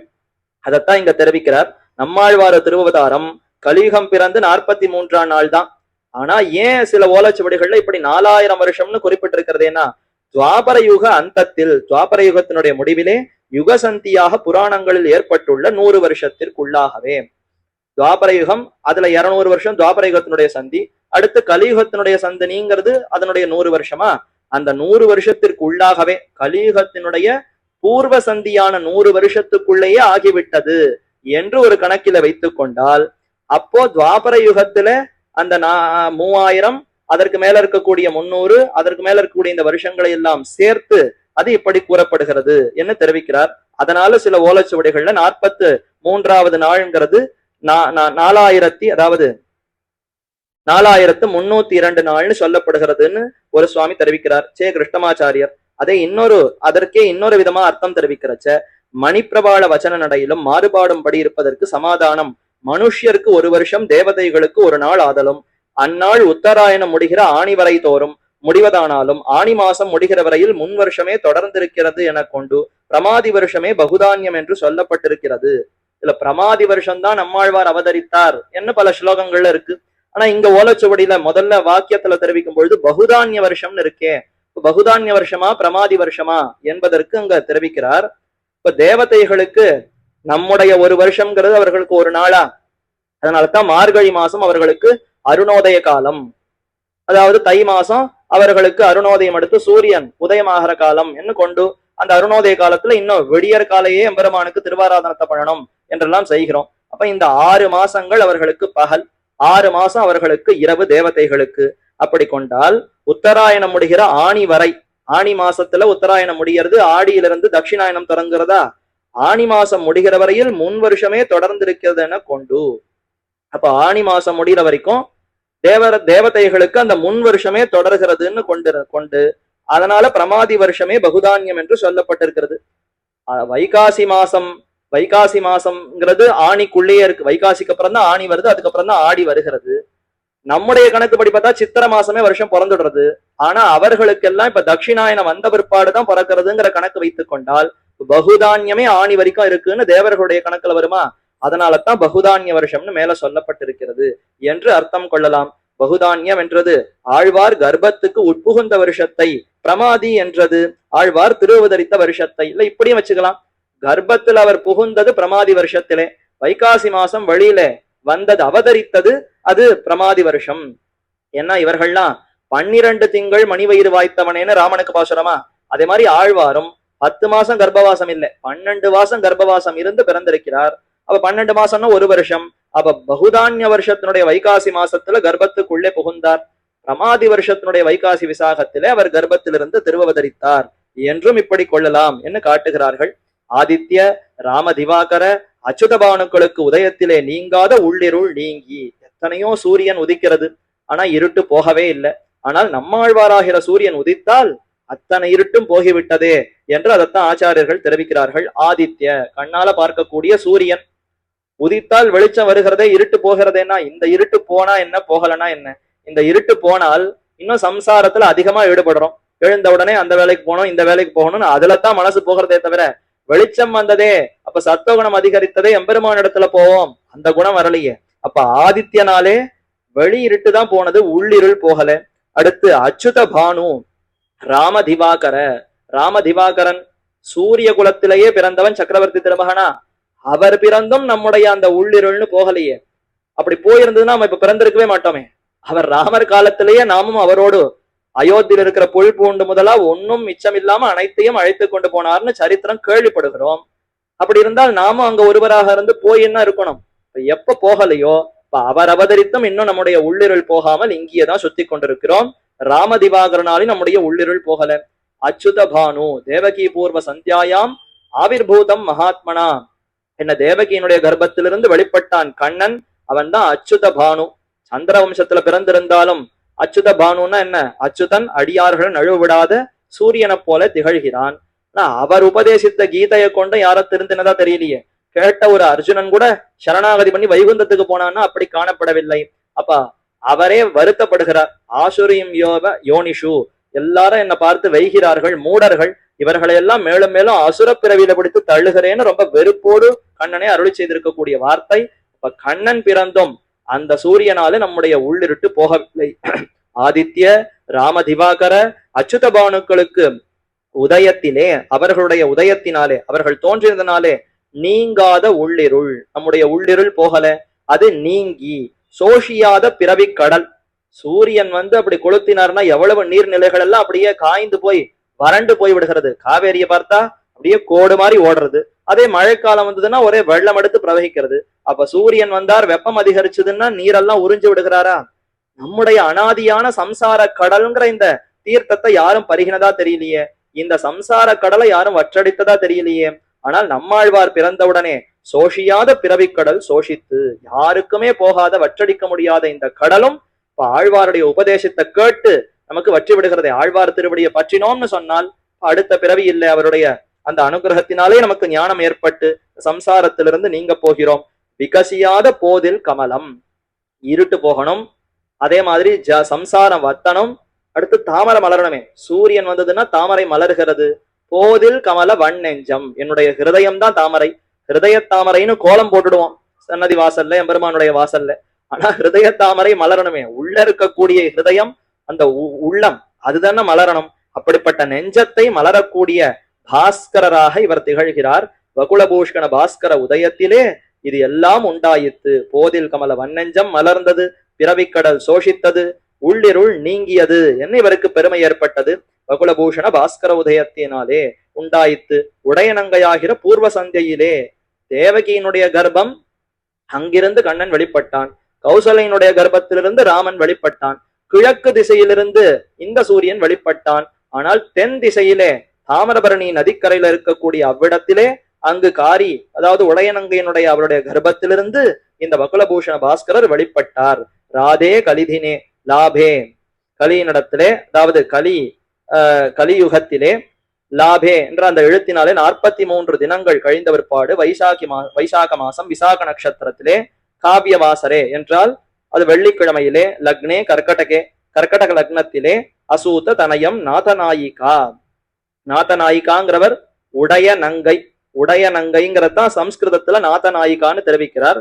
அவருக்கு தனயமாக பிள்ளையாக இவர் அவதரித்தார் என்று திவ்யசூரி சரிதத்திலே சொல்லித்தீரே. திருவனந்தாழ்வானும் வருஷ ஆதப நிவாரணார்த்தமாக இவருக்கு முன்னே திருப்புலியாழ்வாராய் வந்து அவதரித்தருளினார். என்ன, நம்மாழ்வார் அவதரிக்கிறதுக்கு முன்னாடியே அங்க இருக்கக்கூடிய திருப்புளிய மரம்ங்கிறது அது ரொம்ப முன்னாகவே அங்க மரமாக ஆதிசேஷனே வந்திருக்கிறாராம். அதை பத்தி செவி வழியாக ஒரு செய்தி கூறுவது உண்டு. சக்கரவர்த்தி திருமகன் அவர் ராஜ்யம் ஆண்டு கொண்டிருக்கிற சமயத்திலே முடிந்தது. தசவருஷ சகசிராணி தசவருஷ சதானிச்ச என்று 11,000 வருஷங்கள் நாட்டை சிறப்பாக ஆண்டார். அப்பதான் லவகுச்சர்கள் பிறக்கிற சமயத்துல அந்த சீதா தேவியை வால்மீகி ஆசிரமத்துல கொண்டு போய் விட்டார். அந்த சரித்திரம் எல்லாம் தெரியும். அதெல்லாம் முடிந்த பிற்பாடு இவர் புறப்பட வேண்டிய சமயத்துல தேவர்கள் எல்லாரும் வந்து இவருக்கு அதை ஞாபகப்படுத்த வந்தார்கள். அப்படி வரும் பொழுது அந்த ரிஷி, அவர் துர்வாசர், அவர் மூலமாக இவரிடத்துல ஞாபகப்படுத்தணும்னு தேவதைகள் எல்லாம் சொல்ல, துர்வாசர் நேரே வந்து இவரிடத்துல பேசணும்னு உள்ள அழைத்து கொண்டு போனார். அப்ப ராமன் லக்ஷ்மணன் இடத்துல தெரிவித்தாராம், ஏதோ தேவ காரியமாக ரிஷிகள் எல்லாரும் இடத்துல வந்து பேசுவதற்காக துர்வாசர் முதலானவர்கள்லாம் வந்திருக்கா, நான் உள்ள போய் பேசுறேன், யாரையும் உள்ள விட வேண்டாம், நீ வெளியிலேயே இருந்து பாதுகாத்து கொண்டிரு, என்னுடைய அந்த அனுமதியை நீ நன்னா இங்கேயே இருந்து பாதுகாத்துட்டு இருக்கணும், யாரையும் உள்ள விடக்கூடாது என்று அவர் சொல்லியிருந்தார். அப்படி ஒருவேளை உள்ள விட்டேன்னா இனிமே நான் உன்னை பார்க்கவே முடியாது, நீ என்னை விட்டு பிரிந்து போய் விட வேண்டும் என்று சொல்லி இருந்தார். அதற்கு பிற்பாடுதான், அதாவது இந்திரன் முதலானவர்கள்லாம் வந்து பேசினார்கள். அப்ப துர்வாசா வந்தார். நான் மாத்தி சொல்லிட்டேன், துர்வாசர் முதல்ல வந்தார்னு. தேவதைகள் சார்பாக இந்திரன் முதலானவர்கள்லாம் வந்து பேசுவதற்கு வந்த அப்ப ராமர் இந்த மாதிரி நியமித்திருந்தார், நீ லக்ஷ்மணா வெளியில இருந்து பாதுகாத்து கொண்டிரு, யாரையும் உள்ள விட வேண்டாம், யாரானு வந்தாலும் அங்கேயே காத்து கொண்டிருக்கும்படி செய், ஒருவேளை என்னுடைய வார்த்தையை மீறி விட்டால் இனி நான் உன்னை சந்திக்க மாட்டேன், என்னை விட்டு நீ பிரிந்து போக வேண்டியதான்னு சொல்லியிருந்தார். உள்ள போய் பேசுவதற்கு ஆரம்பித்தார். அந்த சமயத்துலதான் துர்வாசர் வந்தார். என்ன செய்யறதுன்னு ஒரே தர்ம சங்கடமா போயிடுது. பெரிய ரிஷி துர்வாசர், அவரிடத்துல கோபம் வந்ததுன்னா சாபத்தை போட்டார்னா தாங்கிக்கவே முடியாது. இப்ப அவர் பாக்குறார், இந்த பக்கம் ராமருடைய வார்த்தை, இந்த பக்கம் துர்வாசர். ராமர் வார்த்தையை மீறுவதா இல்ல இவரிடத்துல சாபத்தை வாங்கி கொள்வதா? இவர் சாபம் போட்டார்னா ராமனுக்குன்னா சேர்த்து சாபம் போடுவார், உங்க குலமே இப்படி ஆகட்டும்னு எத்தையான சொல்லி போனால் அப்ப இந்த குலத்துக்குன்னோ கேடு வந்துவிடும், நம்மால இந்த குலத்துக்கு அந்த ஆபத்தும் வரக்கூடாது, நான் எப்படி ஆனாலும் பரவாயில்ல, நான் ராமன் முகத்திலே மொழிக்காமல் போனாலும் பரவாயில்ல, இவரை உள்ளே அனுமதித்து விடுவோம்னு துர்வாசரை உள்ளே அனுமதித்து விட்டார். லக்ஷ்மணர் பார்த்தார், சரி இனிமே நாம இங்க இருக்கக்கூடாது, ராமன் வார்த்தையை மீறி நாம இங்க இருக்கக்கூடாது, சரின்னு புறப்பட்டு நேரே சரையூல இறங்கி அப்படியே வைகுந்தத்தை அடைந்தார்னு சரித்திரம். அப்படி போகிற சமயத்துல என்னதான் இருந்தாலும் ராமன் வார்த்தையை மீறி நடந்து கொண்டாரா? அப்போ லக்ஷ்மணருக்கு ஒரு இன்னும் நாம இங்க இருந்து கைங்கரியம் பண்ணணுமே, இப்படி பாதியில நாம விட்டுட்டு போயிட்டோம், என்ன செய்யறதுன்னு யோசிக்க அப்ப பெருமாள் நியமித்தாராம், ஒன்னும் கவலைப்பட வேண்டாம், கலியுகத்துல இது எப்ப நடந்தது? திரேதாயுகம், இதுக்கப்புறம் துவாபர யுகம், இதுக்கப்புறம் கலியுகம். கலியுகத்தினுடைய தொடக்கத்திலே நம்முடைய அம்சமாகவே ஒருவர் அவதரிக்க போகிறார். அவருக்கு நீ எல்லா காலம், அவர் பிறப்பதற்கு முன்பாகவே நீ இருந்து உன்னுடைய மடியிலேயே அவர் வைத்துக் கொண்டு முழுக்க முழுக்க அனைத்தையும் உன் மடியிலேயே அவர் இருந்து அருளி செய்வார். அப்படிப்பட்ட ஒரு பாக்கியம் உனக்கு கிட்டும், நீ போய் புளிய மரமாக அங்க இருன்னு அப்பொழுதே பெருமான் அனுகிரகிக்க, அதனாலேயே அதே ஆதிசேஷன் லக்ஷ்மணர் அந்த திருப்புலி அடியாக திருப்புலி மரமாகவே அங்கிருந்து சேவை சாதிக்கிறார்னு செவி வழி செய்தியாக சொல்வது உண்டு. அதத்தான் திருவனந்தாழ்வானும் வருஷ ஆதப நிவாரணார்த்தமாக, மழை அதே மாதிரி வெயில் இதையெல்லாம் தடுப்பதற்கு ஆதபம் குடையாகவே அவ்விடத்திலே புளிய மரமாக இவருக்கு முன்னே திருப்புலி ஆழ்வாராய் வந்து அவதரித்தருளினார். நம்மாழ்வார் இங்கு அவதரிப்பதற்கு முன்னாகவே திருப்புலி ஆழ்வாராக ஆதிசேஷன் வந்து அங்கு காத்து கொண்டிருக்கிறாராம். இப்ப நம்மாழ்வார் அவருடைய தாயார் வயிற்றிலிருந்து அவதரித்திருக்கிறார். இனி எப்படி இவர் தவழ்ந்து அங்க போக போகிறாருங்கிற சரித்திரத்தை இங்க சொல்லவே இல்லை. ஆனால் நம்மாழ்வார் வைபவம் நிறைவு பெற்றதுன்னு போட்டுட்டார் இங்க ஆச்சாரியர். என்ன சுவாமி இப்பதான் பிறந்தார், பிறந்த உடனே வைபவம் முடிந்து விட்டதானா? அவ்வளவுதான். அவர்கள்லாம் பிறந்தாலே அத்தால பயன். நாமெல்லாம் பிறந்து ஏதானும் பெருமை அடைய முடியுமான்னு பல வருஷங்கள் முயற்சி பண்ணி ஒன்னும் பெருமையை அடையாமலே போய்விடுகிறோம். ஆனா அவர்கள் அவதரித்தாலே நாட்டிய நீச சமயங்கள் மாண்டன, நாரணனை காட்டிய வேதம் களிப்புத்தது. எப்பொழுது? ராமானுசன் வந்து உதித்த அதே க்ஷணத்திலே. எப்ப ராமானுசர் வந்து ஸ்ரீபெரும்புதூர்ல காலடி வச்சாரோ வச்ச சமயத்திலேயே இந்த பலன்கள் எல்லாம் ஏற்பட்டன. எல்லா வேதங்கள் எல்லாம் சந்தோஷப்பட்டன, நாராயணனே சந்தோஷப்பட்டார், அடியார்கள் எல்லாம் ஓஹோன்னு மகிழ்ந்தா. என்ன இந்த பெருமை எப்ப ஏற்பட்டது? இவர் யாதவ பிரகாஷரை எல்லாம் விட்டு அப்புறம் ஸ்ரீரங்கத்துக்கு வந்து ஓஹோன்னு கைங்கரியம் பண்ண பிற்பாடு ஏற்பட்டதானா? அவர் ஸ்ரீபெரும்புதூர்ல சித்திர திருவாதிரையில திருவடி வச்ச தினமே இதெல்லாம் ஏற்பட்டதுன்னு ராமானுசருக்கு பெருமை. அவருக்கே பெருமை இருக்குன்னா அவருக்கே நாதனா இருக்கக்கூடிய பூமன்னமாது பொருந்திய மார்பன் மாறன் அடிபணிந்து இந்தவர் தானே ராமானுசர். அவருடைய சுவாமியா இருக்கக்கூடிய நம்மாழ்வாருக்கு அந்த பெருமை இருக்காதா? ஆக அவர் அவதரித்த அதே க்ஷணத்திலேயே அனைத்தும் மங்களமாகத்தான் ஏற்பட்டது. ஆனால் இப்ப அவர் 16 பிராயங்கள் ஒன்னும் பேசாமத்தானே இருந்தார். அதற்கப்புறம் மதுரகவி ஆழ்வார் வந்து தூண்டின பிற்பாடு தானே அவர் பேச தொடங்கினார். அப்ப அவருக்கு முக்கிய சீடர் அவர் எப்படி அவதரித்தார், அவர் எங்கு சேர்ந்தார், அவர் எப்படி அவரை சந்தித்தார், அந்த சரித்திரத்தை சொல்லணுமே. அதற்காக அடுத்து மதுரகவி ஆழ்வார் வைபவம். இப்ப நம்மாழ்வார் அவதரித்து விட்டார். ஆனா அவதரித்தவரை தூண்டி பாசுரங்களை பெற்றுக் கொடுத்தவரே மதுரகவி ஆழ்வார் தானே. ஆக அப்படிப்பட்ட மதுரகவி ஆழ்வாருக்கு என்ன பெருமை? அப்பேற்பட்ட சிஷ்யர் கிடைச்சதுனாலதான் நம்மாழ்வாருக்கு அத்தனை பிரபாவமே ஏற்பட்டது. என்னதான் ஆச்சாரியனுக்கு பெருமை இருக்கட்டும், ஆனா சிஷ்யன் ஓஹோன்னு தகுதி பெற்ற சிஷ்யனா இருக்கணும். ஒண்ணுமே இல்லாம என்னாட்டம் இல்ல யாரோ ரொம்ப ஒண்ணுமே தெரியாத ஒருத்தனை போய் சிஷ்யனாக வைத்துக் கொண்டால் குருவுக்கு எத்தனை பெருமை இருந்தாலும் அது வெளியே வராதே. குரும் பிரகாஷையே தீமான்னு சாஸ்திரம் தெரிவிக்கிறது. ஒரு சிறந்த ஆச்சாரியனை ஒரு சிஷ்யன் என்ன பண்ணணும்னா போய் 8 திசையிலும் போய் அவனுடைய பெருமையை சொல்லணுமா. மதுரகவி ஆழ்வார் தான் இந்த கைங்கரியத்தை பண்ணார். என் திசையும் அறிய இயம்புகேன் ஒன் தமிழ் ஷடகோபன் அருளையே. என்ன நினைச்சுட்டீங்கோ, எங்க ஆழ்வாருக்கு என்ன பெருமை தெரியுமான்னு போய் திக்கட்டும் பறை கொட்டி அப்படியே அவர் தானே எல்லா இடத்துலயும் தெரியப்படுத்தினார். ஆக நம்மாழ்வார் இருக்காருன்னு சொல்லணும்னாலே மதுரகவி ஆழ்வார் இருந்ததுனாலதான் நம்மாழ்வார். ஆக அப்பேற்பட்ட நம்மாழ்வாருடைய பிரபாவத்தை வெளிக்கொணர்ந்த மதுரகவி ஆழ்வாருடைய பிரபாவத்தை இனிமேல சொல்லி இவர் எப்படி நம்மாழ்வாரை சந்தித்தார், நம்மாழ்வார் எப்படி புளிய மரியாதத்துக்கு அடிக்கு வந்தார், மேற்கொண்டு என்ன நடந்தது, எப்படி பாசுரங்கள் அருளி செய்தார், வால்மீகிய ராமாயணத்தை அருளினார், வியாசரும் மகாபாரத்தை அருளினார், நம்மாழ்வாரும் திவ்ய பிரபந்தத்தை அருளினார். ஒன்னும் வித்தியாசமே இல்லை. எல்லாம் சமமான்னு கேட்டால் கிடையவே கிடையாது. அவர்கள் செய்ததெல்லாம் ஒண்ணுமே இல்லை. நம்மாழ்வார் அருளி செய்தது எப்பேற்பட்டது என்னெல்லாம் ஆச்சாரியர்கள் ரொம்ப ஆச்சரியமா காட்டுகிறார்கள். அந்த சரித்திரங்கள் என்ன என்பதை மேற்கொண்டு அடுத்த தினம் அனுபவிக்கலாம். மதுரகவி ஆழ்வாருடைய சரித்திரம் மணவாள மாமணிகளே சொல்லுமா போலே, ஆழ்வார்கள் தாங்கள் வந்துதித்த நாள்களிலும் உத்தது எமக்கென்னு நெஞ்சே ஓர். சித்திரையிலும் மதுரகவி ஆழ்வார் வந்தாரோ நமக்கெல்லாம் மிகுந்த ஒரு சிறந்த பாக்கியமான நாள். நம் அத்தை ஆழ்வார்கள் அவதரித்திருந்தாலும் இன்னும் பிரயோஜனம் இல்லை. பாகவத சேஷத்துவம் ஆச்சாரிய சேஷத்துவம்ங்கிற இத ஸ்பஷ்டமா வெளிக்கொணர்ந்து இதுதான் நமக்கு உத்தது. எம்பெருமான பற்றினால் கூட கைவிட்டாலும் விட்டு விடுவன், கை விடுவன். ஆனா ஆச்சாரியனப்பட்டா கை விடவே மாட்டாருங்கிற அந்த ஆழ்ந்த கருத்தை ரொம்ப தெள்ள தெளிவாக வளவளான 100 பாசுரங்கள் அருள் செய்யாமல், ரொம்ப சுருக்கமா 2, 3, 7 பாசுரங்களையும் அருள் செய்யாமல் 10, 11 பாசுரங்கள், 11 பாசுரங்கள்ல ரொம்ப ஆழ்ந்த கருத்துக்களை எல்லாம் அருளி செய்த வாய்த்த திருமந்திரத்தின் மத்தியமாம் பொருளை சீர்த்த மதுரகவி செய்கலையின்னு காட்டினா போலே அப்பேற்பட்ட மதுரகவி ஆழ்வாருடைய சரித்திரத்தை அவசியம் கேட்கணும். அப்ப இதுக்கு முன்னாடி பல ஆழ்வார்களை கேட்கணும்னா கூட பரவாயில்ல, மதுரகவி ஆழ்வாருடைய சரித்திரத்தை அவசியம் கேட்டு கிருதார்த்தர்கள் ஆக வேண்டும் என்று பிரார்த்தித்துக் கொண்டு அமைகிறேன். ஆழ்வார் திருவடிகளே சரணம், எம்பெருமானார் திருவடிகளே சரணம், ஜீயர் திருவடிகளே சரணம்.